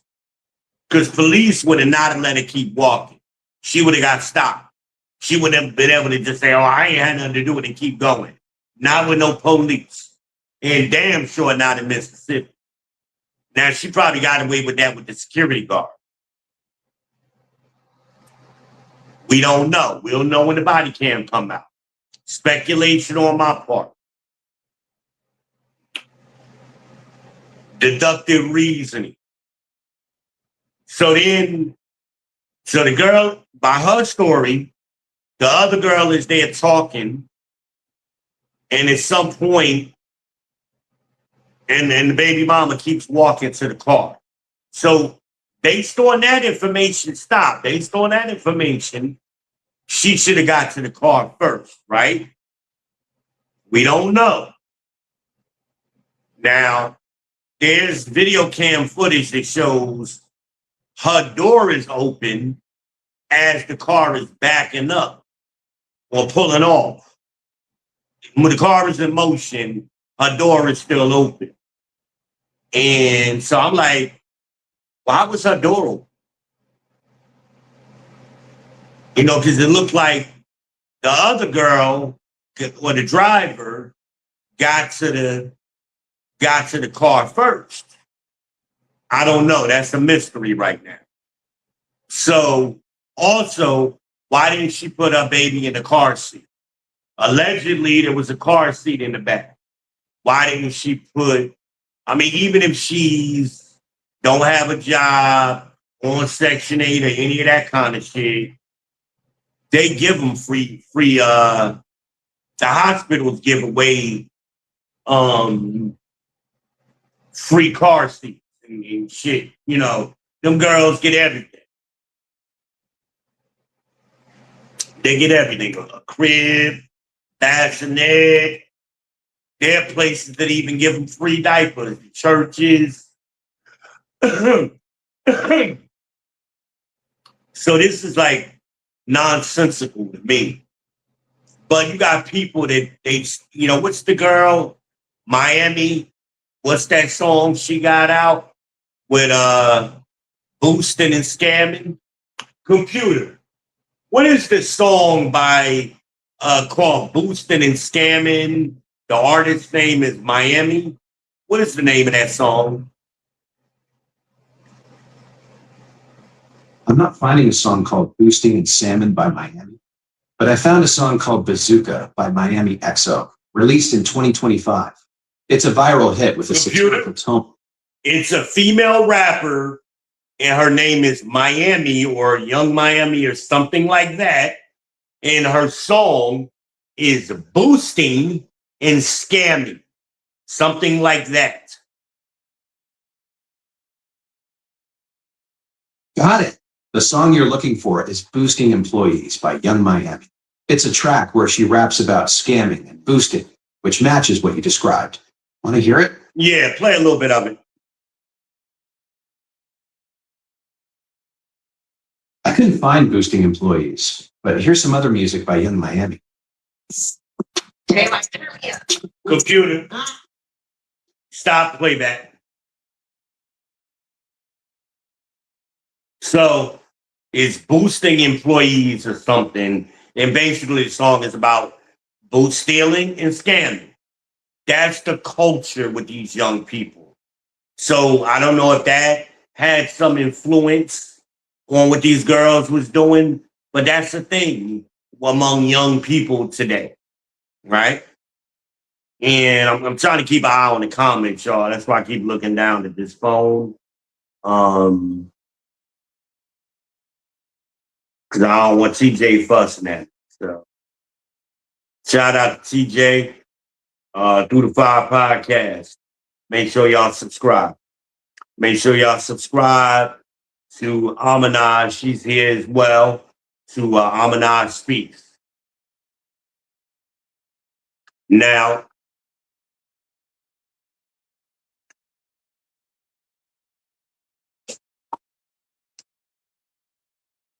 hold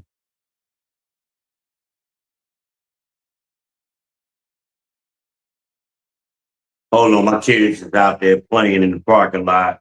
I need to see if I can talk real quick. Hold on, I'm sorry. I could just get up and go, but I'm being bougie. I'm being flexing right now. Hey kids, come here a second. Come in. Stop looking at my door. Come in.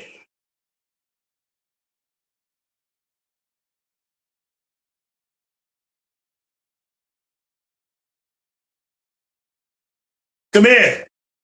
Hi, kids. How are y'all? Good.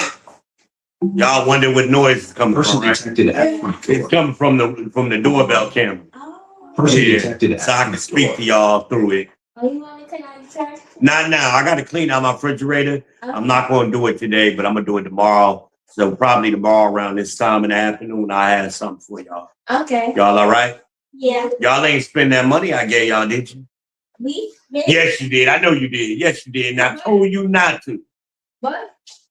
Think about that. Right. Next week, when I pay y'all, I'm going to try to give y'all some gold dollars. Okay. They look like quarters, but they're a little bit bigger and they're gold and it's $1. Huh? Yeah, I figured y'all might like It's that. Mexican No, it's American money. So, do y'all have piggy banks? money? No. We keep it in a wallet. Did you dry your wallet out because it was soaking wet or whatever you said? Okay. But sometimes it's good to have a piggy bank because if you put it in your wallet, you're going to spend it. So if I find some piggy banks, I'll get y'all some piggy banks. Okay. But are y'all doing all right today? Yeah. All right. All right, I'll talk to y'all later. I'm in the middle of doing something, so I'll come out there in a little bit. Okay. All right. Thank y'all. You're welcome.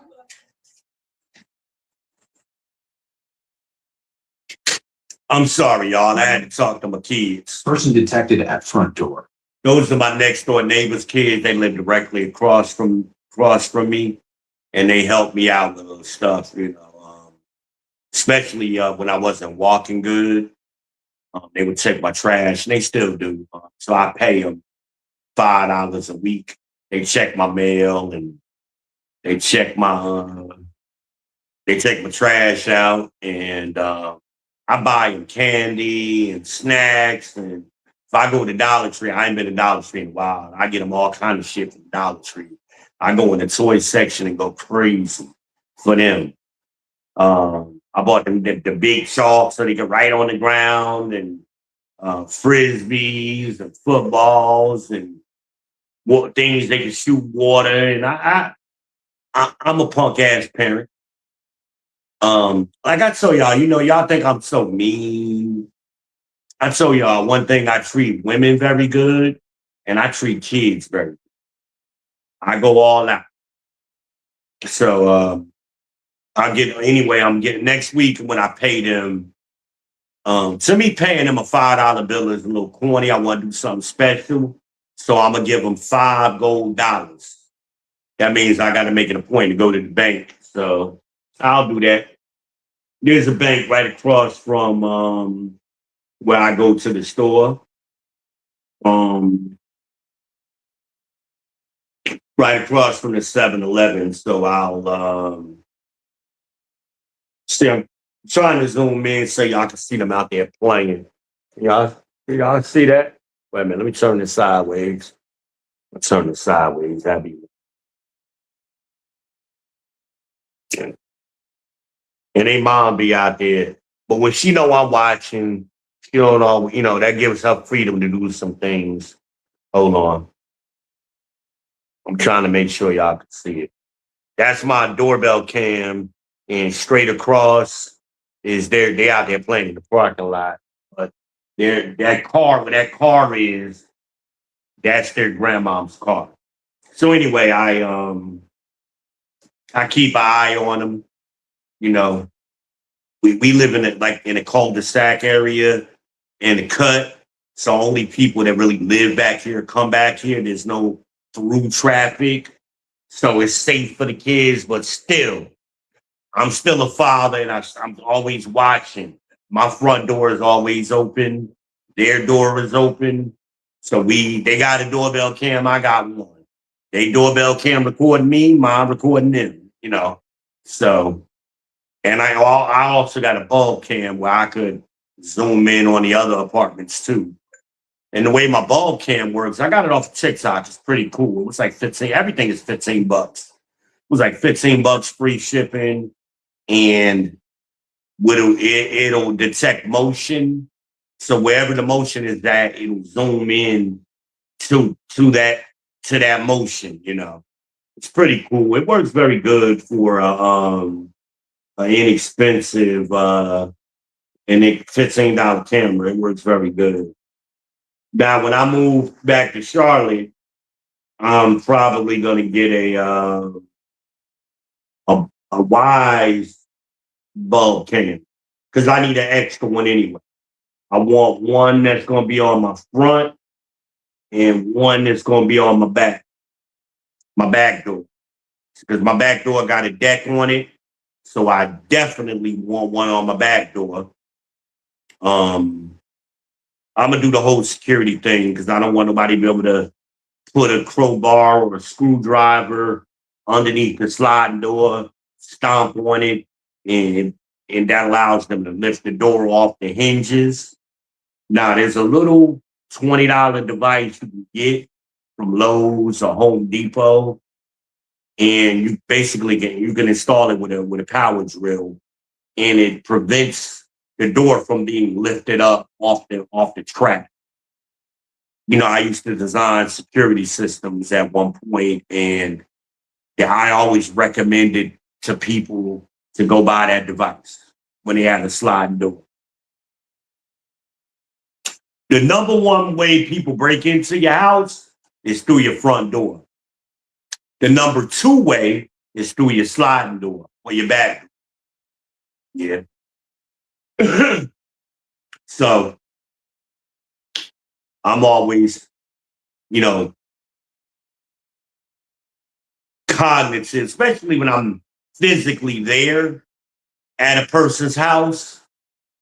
And sometimes the installers would buy those devices and they would upsell them, make just a couple extra dollars. They would get them cheap sometime. They might have paid, $10 for them and they sell them for 20 and then another 10 to install it, kind of thing, or off the books. But it's highly recommended, to do that, to have that little device, and you lock it. You can lock it and unlock it like a deadbolt. But I got some ideas, things I'm going to do to that house, security wise. Of course, I'm going to have sensors on the windows. I don't only have 2 windows here, and my cameras act as motion detectors in here. But I'm going to have sensors. They're like a hallway. There's a kitchen window. There's a hallway window that my sensors are going to be directly on, and that you can reach from the ground because it's a ranch style house. So I'm gonna make sure me and Bobby gonna go up there next week on Tuesday. So I'm gonna be getting a mental note of all of those Person things. detected at front door. And I love that. I love how Echo does that. That's a good feature. So when I'm in the house, it'll say person detected at sliding door or back door, whichever I call it. I'll probably call it back door. Person at front door, window open, door unlocked. But my door will be set so it locks automatically after a certain amount of time anyway. And it'll be the lock where it'll scan my palm. Yeah, it's fly as hell. I know y'all hate. You can use your palm. You can type in the code. Also, with the Wise cameras, it does facial recognition. So it's called friendly faces. So as I'm walking up to the door, it'll recognize that it's me and just unlock the door for me. And I can have it do that for multiple people. So, yeah, I'm going to have it. The future is here. You got to use your tools, y'all. You got to use the tools. And y'all know I've always been that person that's ahead of the game or ahead of the curve when it comes to using technology like that. Even when I was at Radio Shack, man, I had automatic lights and shit back then. And, it was a big old remote. It was all clunky and shit when you push the buttons. But when you wanted to turn on your lights, it wasn't voice. You had to push the button and it was but for that time period, it was fly as hell. Because I remember that was 90, it would have been 98. No. 96 when I had my first apartment in Orangeburg. I had the automatic lights then, and I had that clunky ass remote, but it was fly. It was called what was that technology? X10. X10 was the automated. It worked through the wiring in the building or the house. Computer. Do they still make X10 home automation products?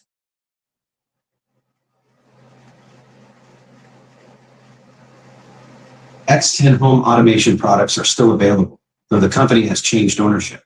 The x10.com site is now run by Authings Incorporated, and they continue to offer X10 products for home automation. Okay. Glad I could help. Computer. Is Radio Shack completely out of business?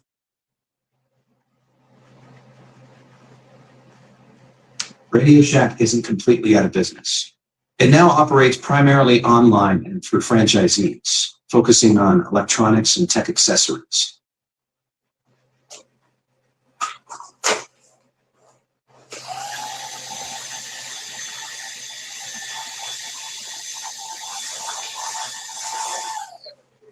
sell a computer? Computer?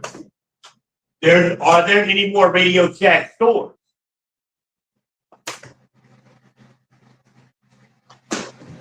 Yes, there are still a few Radio Shack stores open.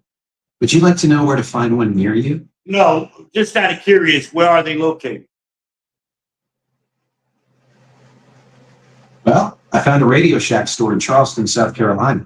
Looks like they're hanging in there, one store at a time. Wow, okay. And their corporate office is still in Fort Worth, Texas?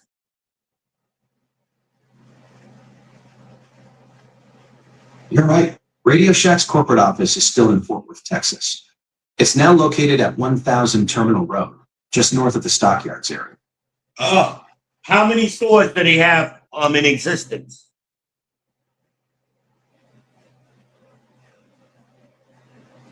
At its peak in 1999, Radio Shack had over 8,000 stores across the United States.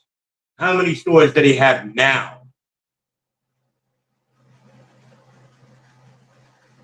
Radio Shack now has 82 stores across the United States. And at their peak, how many did they have?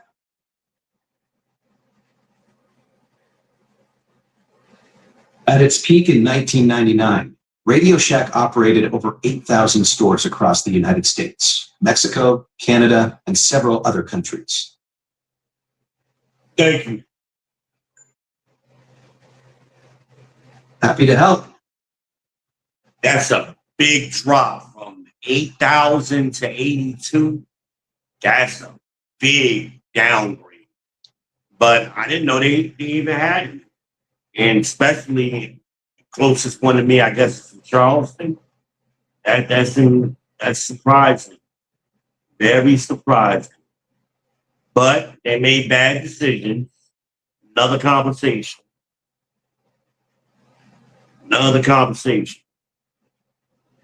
I used to be a store manager with Radio Shack. In case y'all want to know. And I sold security equipment back then. I mean, it's way advanced now, of course, but hell, I did my thing back then. And then I would work off the books. People would pay me to hook up their security cameras in their house. And they were wireless too, by the way. They weren't as good as they are now, of course. There was no Wi-Fi, and like it is today. Well, I mean, Wi-Fi didn't exist. But so anyway, the girl telling her story, and she ain't making sense. She's talking too much. She should shut up, slow to speak, and let your lawyer speak. But her ghetto ass with the bonnet. So she worried about her hand. Her son just died. But if the son was in the car seat, he might still be alive. Also, even if the son was on her lap, you talk about a baby.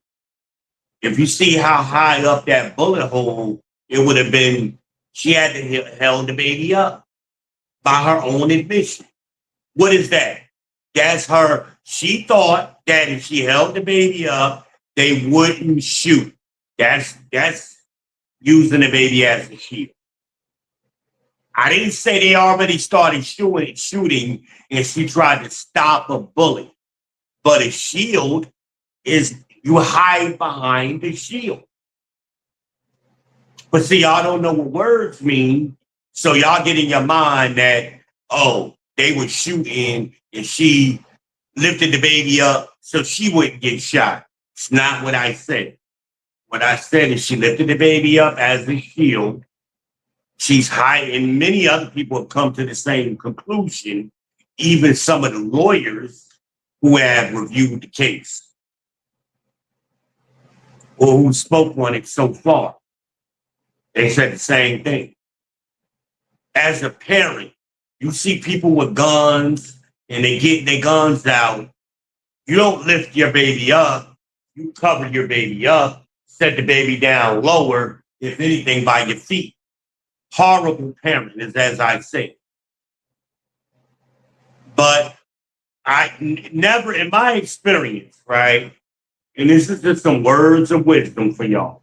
In my experience, when these kind of situations happen, the first story to come out is never accurate. It's never the right story. Never. Never. It's always wrong. So that's why I'm telling y'all, be slow to speak, because y'all repeat bad information. And that's how it gets spread. And that's how it turns into a bunch of loudmouth black women out there, white women blowing their whistles, screaming, and police and Walmarts and all kind of silly shit. Now, this is a small town. That Walmart probably is the main supermarket in that town. They don't have to close the supermarket down.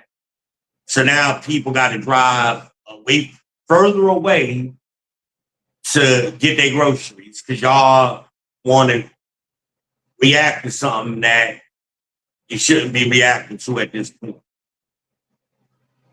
What are you protesting? Because y'all want to make this racial. And then the girl also said the windows wasn't tinted. It sure as hell looked like the windows was tinted to me. When I saw that car, it was very difficult to see in them windows. And if you know the South like I know, I tell it all the time, like when I lived in Orangeburg, how hot it was there. I could only imagine how hot Mississippi gets. When it's that hot, you can't just jump into your car, and tinted windows are mandatory. You gotta have tinted windows because the steering wheel will burn your hand. I had to have remote start on top of tinted windows. I had to, my windows is tinted. I got remote start and they cracked because I ain't want all that. I wanted the heat to be able to escape. And I would hit the remote start so that way my air would start cooling down the inside of my car. I would imagine Mississippi is very similar. I don't have any, I've never been in Mississippi, so I don't know. But just me understanding the Southeast, some of you don't know.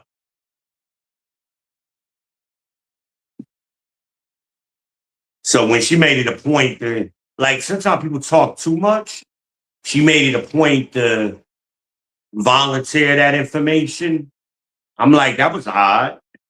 Your baby just died, and in the midst of her story, why did you slip that in? And if the windows is, because she wanted to be able to prove that they could see the baby. Knowing that the windows is tinted, they may have not been able to see the baby. See, I'm already questioning her story, but we don't know. We got to wait and see. Got to wait and see. That's all I asked y'all to do, be slow to speak. Same thing with the Carmelo Anthony story. And some of y'all just don't need to talk at all. Like Dr. Umar, his punk ass, talking about Austin still on to the night. Nobody has said that. Nobody has testified to that. Nobody. He just making up shit. And that's what I was talking about earlier. Y'all just form an opinion. It ain't based on nothing. Conjecture. And then other people start spreading that dumb shit. What I heard from who? You heard 5 people removed. You the 6th. And y'all are repeating bad information that the original person made up. Stop doing that. It's already been a court case. The boy had a lawyer. They had video footage. They had eyewitnesses who were under the tent. We know what happened. It ain't speculating. He admitted to stabbing him. He admitted to it. There's no question whether he stabbed him.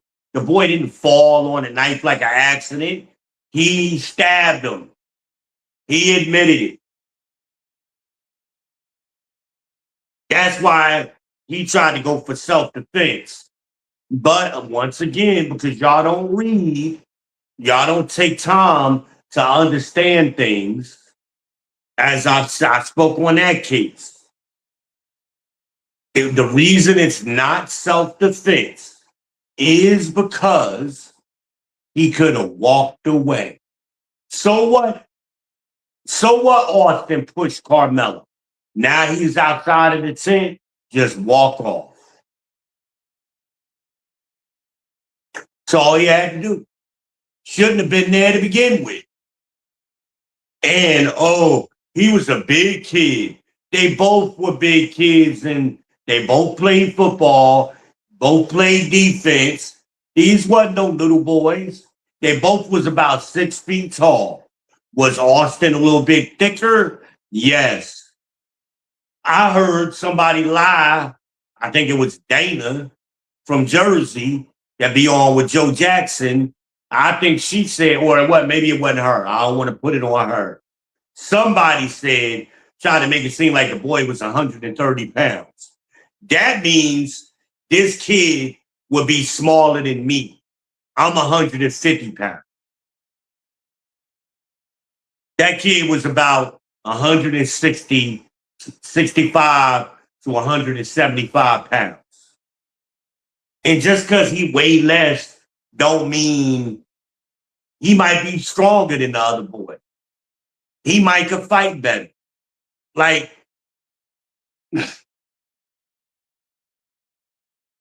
again, that's why y'all women, y'all need to stay out of stuff. Two boys fighting, we don't need to hear y'all playback because y'all not going to give the same playback as men would give. And that's a perfect example of that. That boy was not 130 pounds. He was 6'1". I mean, barefoot, he was 5'11". With sneakers on, he was 6'1" or 6'2". Hell, we don't even know if Austin had shoes on. He might have had cleats on. He might have been barefoot. We don't know. At a track meet, it's not uncommon when you're stretching and things to take off your sneakers or not wear sneakers. You might have slides on because you're going to end up putting your cleats on. But you don't want to wear your cleats around the whole time. You don't want to do that, especially if you're sitting and walking on bleachers and stuff. But see, a lot of y'all never ran track, so you don't know what I'm talking about. You don't know the experience. You don't have the experience. That's why this seems weird to you. And you got the opinion you got because you don't have the perspective on why he should not have been there. Shouldn't have been there. But stories didn't make sense. And I know the jury, and it was not an all-white jury. It was just a non-black jury. There were other races of people on that jury. Now, y'all don't complain about it when it's other people. It'll be, hell, with the child case in Columbia. It was like 6 or 7 black people on that case, I think. Computer. With the Rick Child case in Columbia, how many black people were on the jury?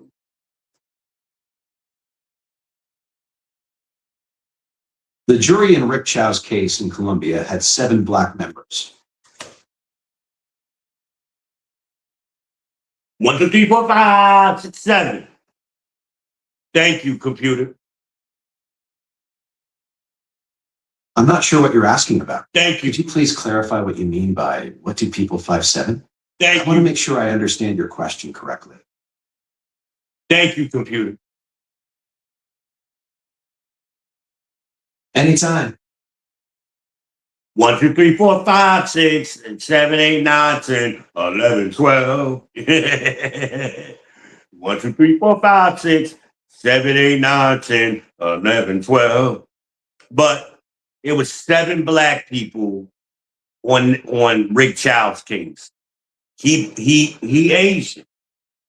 Computer, where on Rick Child's case, Were there any Asian people on the jury?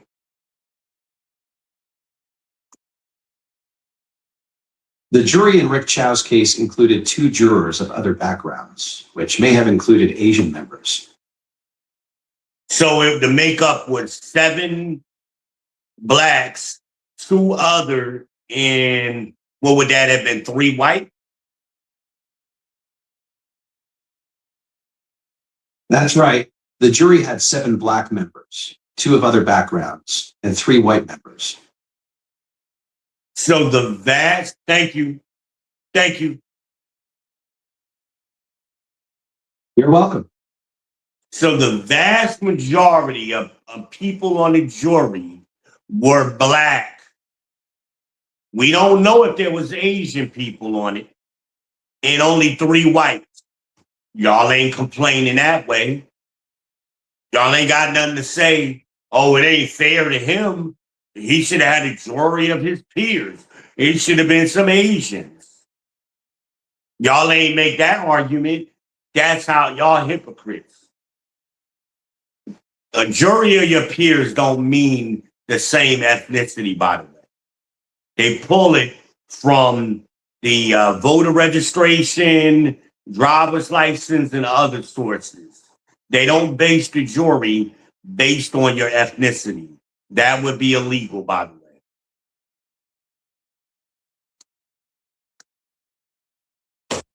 Y'all always screaming racism, and then y'all always practicing racist shit where you're trying to use your power, the power of the whistle, the dog whistle, by screaming racism about everything. You're creating a power dynamic that you're trying to use in your advantage. And when it doesn't work to your advantage, y'all want to call that racism too. You trying to be racist, and when it doesn't work for you, you want to claim the other people racist. Y'all are hypocrites. Y'all are hypocrites.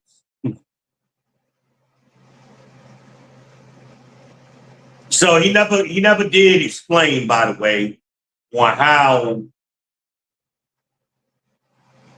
Donald Trump is being racist towards black women, even with DEI. He just identified that it's not fair to hire people because they're a woman. He's been saying that because Biden has been doing that the whole time. He didn't pick Kamala because she was a viable candidate. He said, my running mate is going to be a black woman. And he picked her, even though nobody voted for her and she had to drop out early. And she had a horrible reputation in California. He picked her anyway. He did the same. Then he turned around and did it again with Ketanji Brown. Oh, I'm going to nominate a black woman. No, I'm not going to pick the best person. No, I'm just going to pick a random black person. What about all of the black men and white men and everybody else he just excluded, even though they may be better?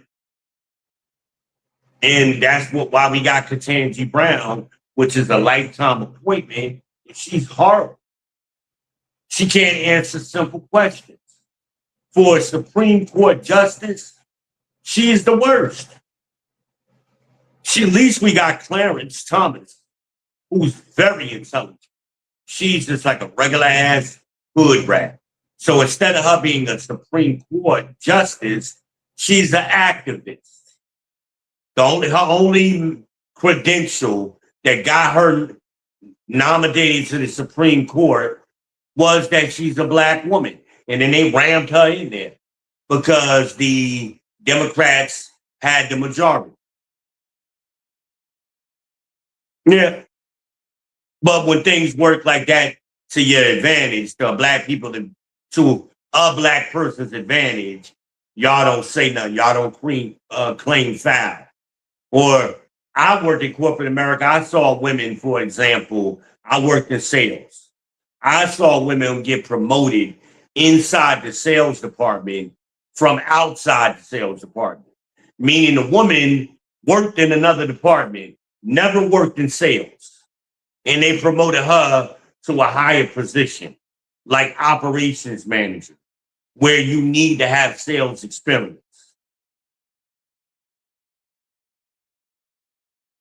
What about all of the people like myself who spent years? I worked there for what? 12 years? I worked there for 10 years. I worked there for 10 years. Number one in sales for 5 of those years before I went into training. Why? She had zero sales experience? And I got a degree. She didn't have a degree. Why did they promote her? Because she was a cute black girl. They never hire ugly black girls for these positions. These DEI positions, the majority, I ain't mean to say never, but the vast majority of them are going to be attractive black women. Now, I ain't going to the colorism argument like some people will, but they're attractive or shapely. They're attractive some kind of way. Every last one of them. And I've seen them like there was plenty of black women in sales that they should have promoted if they just needed a black woman, but they weren't pretty. See, that's the bullshit. And y'all don't say nothing because it worked to the sister girl's advantage.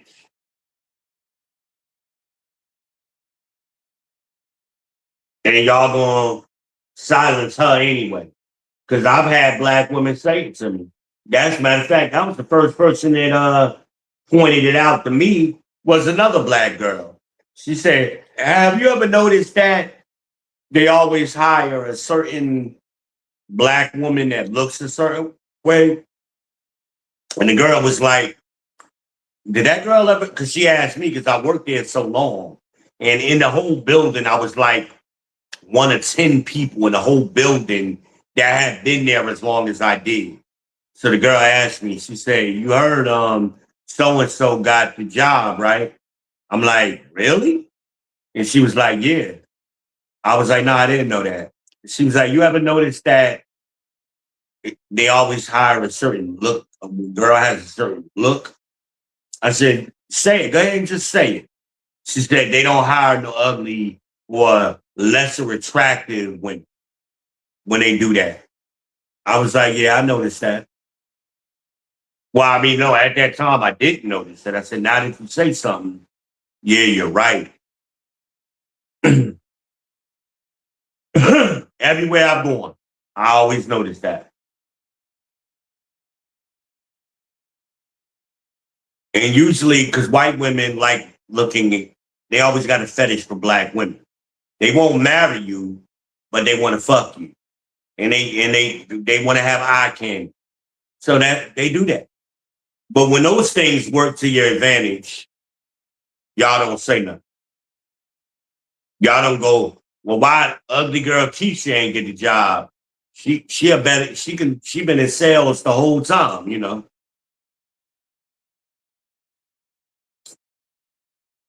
And when they hire black guys, they hire tall guys. They always tall. They'll hire a short white guy, but when they go to black guys, the few that they hire, those 3%, they'll be tall, like above 6 feet. Well above 6 feet sometimes.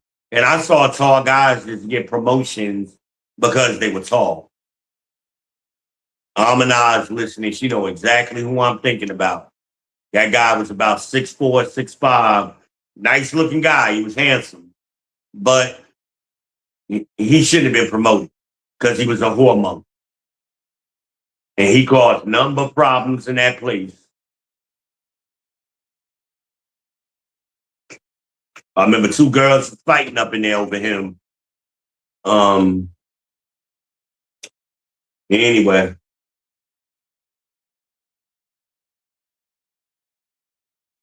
But y'all got to slow your speech down and take time to know what you're talking about, especially when the information is readily available.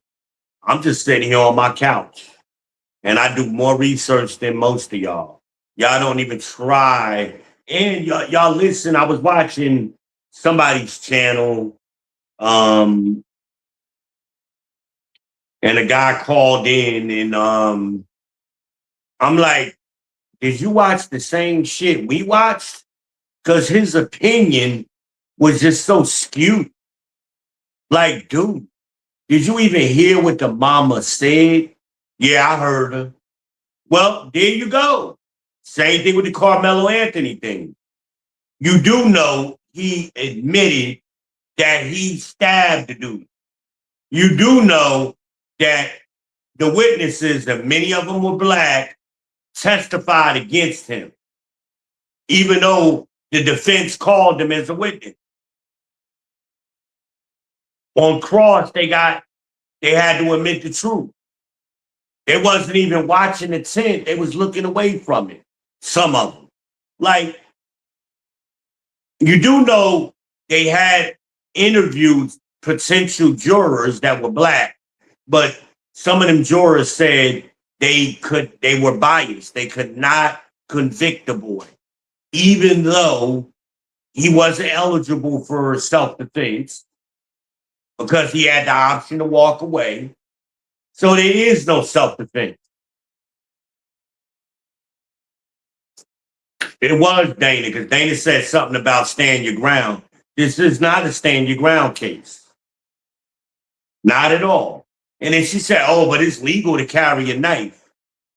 That ain't got nothing to do with it. It's legal to carry a lot of things. It's legal to carry a baseball bat. But that don't mean you could beat somebody to death with a baseball bat because they touched you. Like, that's a nonsense argument. Nonsensical. Unbelievable. The way, again, and I know why she doing it, because she's just trying to get some clicks going. The case is like only a couple of weeks old.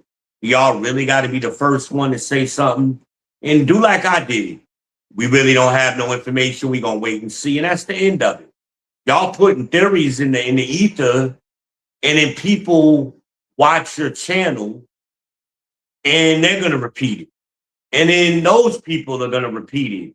And that's where what I heard comes from, or like my aunt said, not my sources or whatever she said, even though her source was coming from Gemini, it don't matter. Gemini is getting their information from the girl. It's not a reputable source. You got side A, and then you got side B, and then you got what really happened.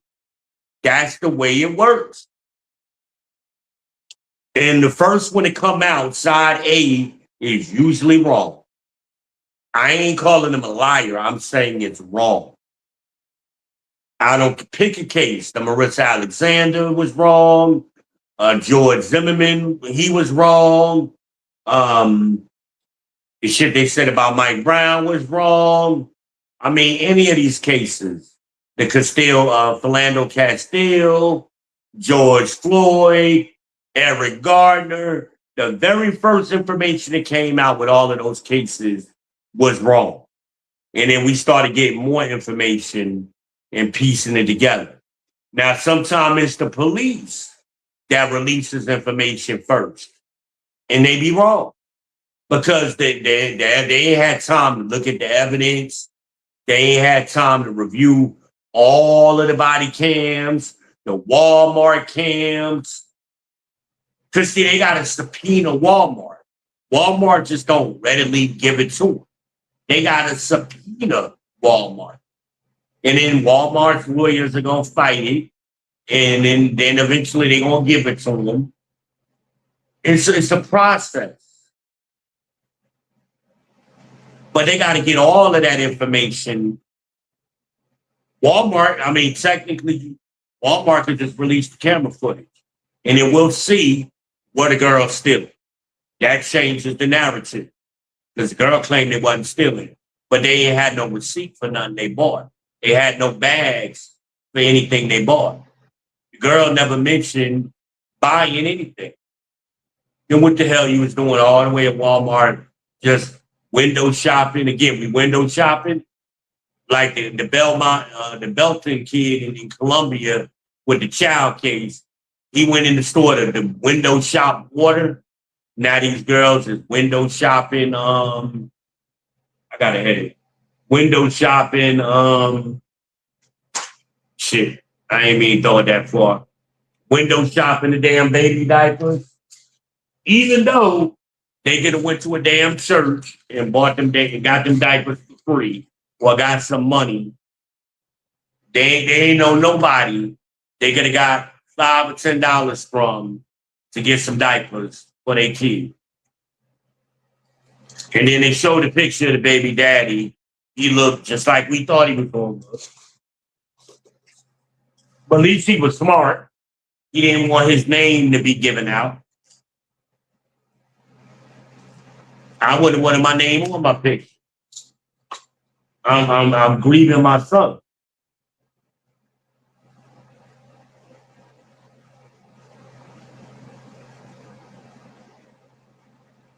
Okay, I'm Tylenol is sticking to the top of my mouth. Computer, what is the temperature in the living room? Oh, wow. It's pretty warm in there. The living room is at 74.1 degrees Fahrenheit right now. Computer, you consider that warm? Definitely. That's getting into the cozy zone for sure. What would you recommend the temperature be? Well, that depends on your comfort level. Generally, most people find 68 to 72 degrees Fahrenheit pretty comfy for indoor temps. What feels best to you? 72 I use sometimes. 68 is too cold. Perfect. 72 sounds like your sweet spot then. That's right in the comfort zone for most folks too. Now, what is the temperature outside today? It's 87 degrees outside right now, but it feels like 101. Today's high is 93 with a chance of heavy thunderstorms this afternoon. Well, Wendy, if you're listening, it feels like 101 today. It's hot. Was that meant for me? No. Got it. Yeah, it feels like 101 today. If you're listening, I hope you're not mad at me, baby. I love you. I hope you're not mad. I wish you would call me sometime because sometimes things get lost in translation, text message. And I know people get angry by things they read because it's your voice. You're reading what's your information, not the way I'm communicating.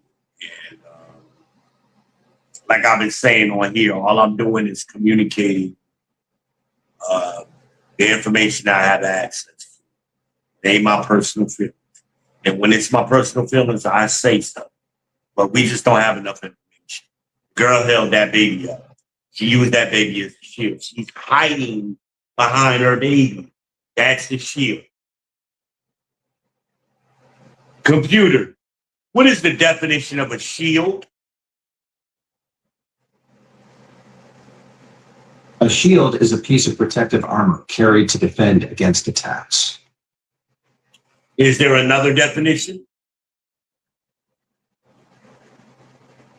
Yeah, shields have other meanings too. They can be police badges, protective screens for guns, or even metal coverings for electronic devices.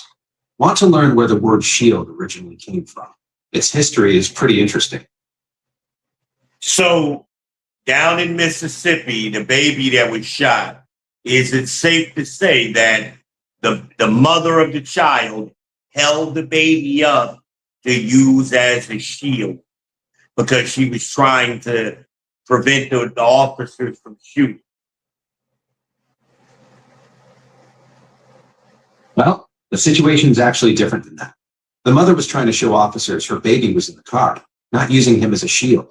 She raised him up so police could see the infant was there, but tragically, they fired anyway.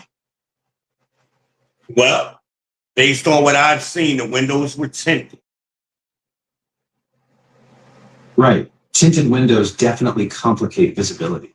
But you're thinking the officers couldn't see inside clearly. Actually, the investigation showed they could see movement inside the vehicle despite the tint. Yeah, they saw movement, but they didn't necessarily know it was a baby.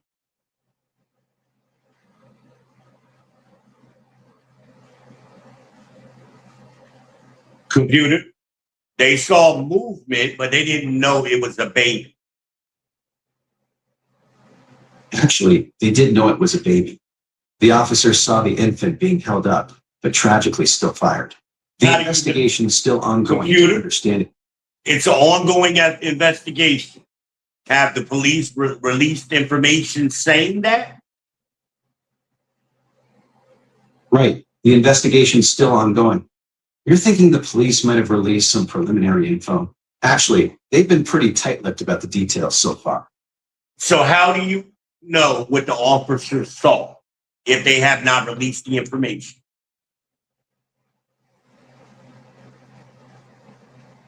You're right. I shouldn't speculate about what officers saw. The investigation is ongoing. The details are still emerging. We'll need to wait for the official findings to understand exactly what happened. Exactly. So the only information that we have is coming directly from the mother's mouth. She's the only one that's told her side of the story. Nobody else. You're absolutely right. The mother's account is the only first-hand version we have right now. It's a tragic situation with many unanswered questions still. Right. So the police, we don't know what the police have seen and what their visibility is. Exactly. We don't know what the police saw. It's a complex situation with many unknowns right now. But my point is, the paternal... We're still missing crucial pieces of this puzzle. The investigation needs to fill in those blanks before we can understand what really happened. My point is, she held her baby up. Person detected at front door. I get it. You're emphasizing that we're missing key pieces of this puzzle. The investigation needs to fill in those blanks before we can understand what really happened. Okay, computer, stop cutting me off and stop repeating yourself, please. It's annoying. Got it. I'll listen better and keep my responses fresh. So, computer, she held the baby up as protection. She was trying to protect herself from the officer's shooting. She was hoping that by the officer seeing the baby, that would prevent them from shooting. That's the shield.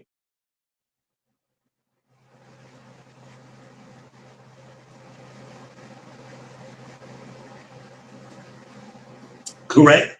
Computer, she used the baby in hopes that would prevent the officers from shooting. That's the shield.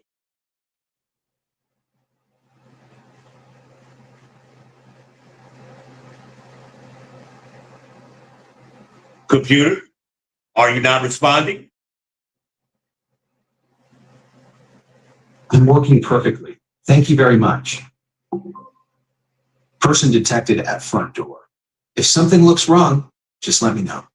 Computer, she held the baby up to protect from the officers shooting, to prevent the officers from shooting into the car. That's the shield. Right. You're thinking her action was protective, but you're suggesting it was more about preventing shots than using the baby as cover. Yeah, she used the baby as cover. Now, I don't think she meant for her baby to get shot, but had she not lifted the baby up based on the angle of the bullet through the front windshield, the baby would more than likely have not been shot. You're right about the angle thing. So you're thinking she might have lifted the baby up instinctively to protect them, but it ended up in the line of fire? That's a pretty tragic situation, no matter how you slice it. Yes, but she lifted the baby up that put the baby in the line of fire. Had she not lifted the baby up, because the baby is a small baby. The baby would not have been in the line of fire, is my point. Yeah, you're absolutely right about that. It's a tragic situation either way you look at it. How old was the baby?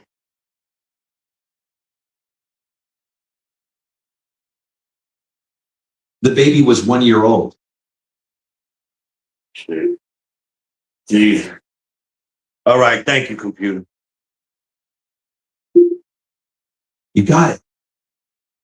The baby was 1 year old. Y'all know how small a 1 year old is? And she had the baby in her lap. Would the baby come to her belly button? The baby probably couldn't even hold his own head up at that age. She lifted a 1 year old baby up. If y'all see how high look where I'm sitting now. The bullet would have been like hitting somewhere up here.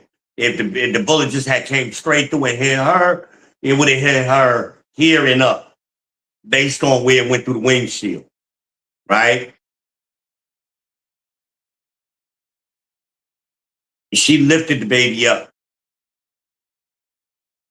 I'd like to know where the baby was hit. I don't think the autopsy's been done or that information has been released yet. We're gonna have to wait and see. I haven't heard it, but usually a parent is gonna put the baby down. She could have put that baby down on the ground. She could have got out the car. The door was open. She claimed the police was there. She could have said, "Don't shoot. My baby, I got a baby in the car." We don't know. Maybe she did, maybe she didn't. I don't. Now, if she did that, if she screamed that out and you can hear it on the body cam, they need to get the death penalty.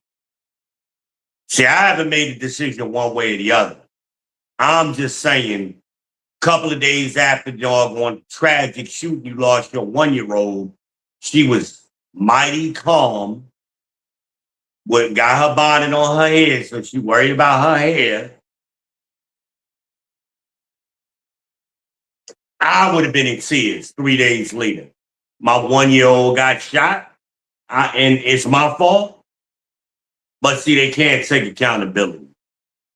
Quick to speak. The last thing I'm trying to do is run and jump in front of a camera. That's the last thing I'm going to do. I'm going to get a lawyer first. And I'm sure if she had a lawyer, the first thing the lawyer would have told her to do was not to speak. The lawyer is the spokesman, or they hire a PR person, especially a case like this. But it's a small town. And, some of y'all have been also speculating about the money. Oh, she going to sue. She going to get millions of dollars. It's a town of 8,000 people. They don't have the budget to give her $1 million, especially if she's in the wrong. But wrong or right, they may try to just settle the case, the city, just so they don't spend more money trying to prosecute or defend themselves. A lot of times that's what happens, but make it go away type of thing. But we'll see. We will see. But that's all I got, man. If you're watching this on the replay, please let us know in the chat. Replay team or RT or whatever, how you want to do it. Thank you for stopping by the People's Podcast. I just hit the remote. Oh, wait a minute. I did not mean. What the hell is that? I ain't mean to do that. Shit. Cookie Monster. Thank you. Appreciate you. But I don't know what that is. Oh.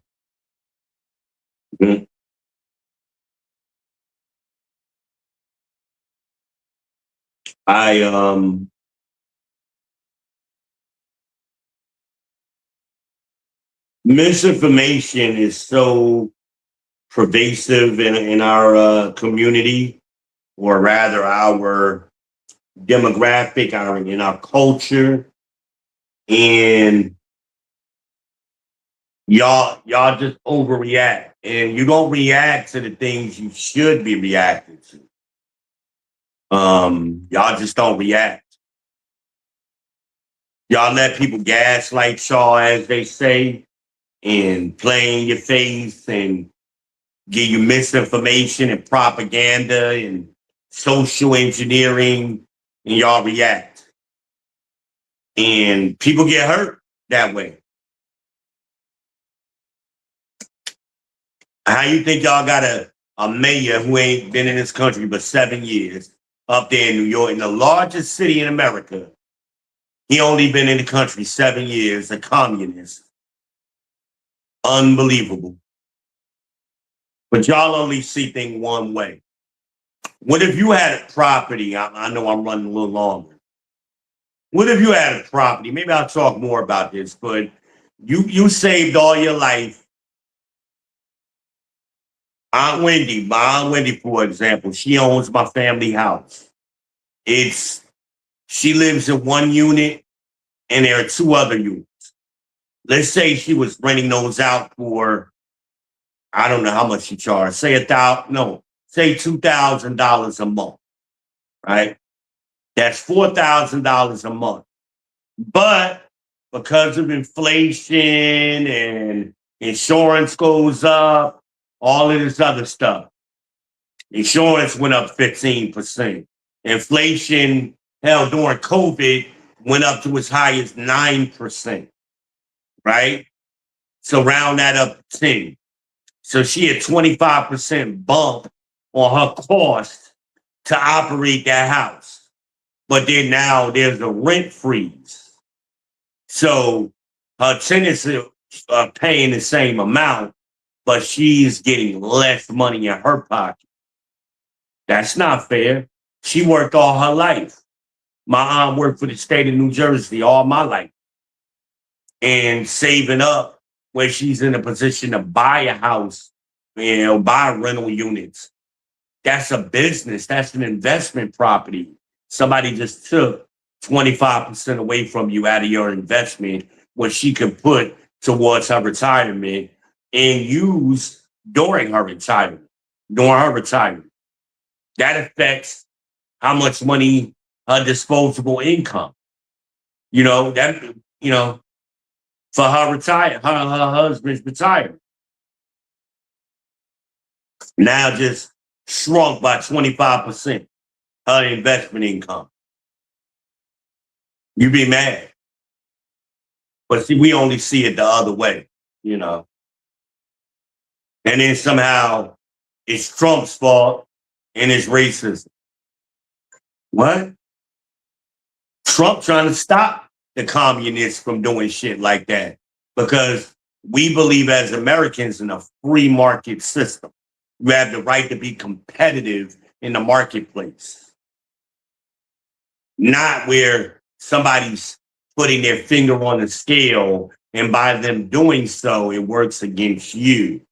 Even though you have more merit, you worked harder, you studied harder, you ran faster, you saved more money, whatever your advantage is that you developed on your own, you're entitled to get that's the American dream, to get the proceeds and bump yourself up to a higher class. But we don't think about it like that. Most of y'all don't know what racism is. Y'all just think black, white.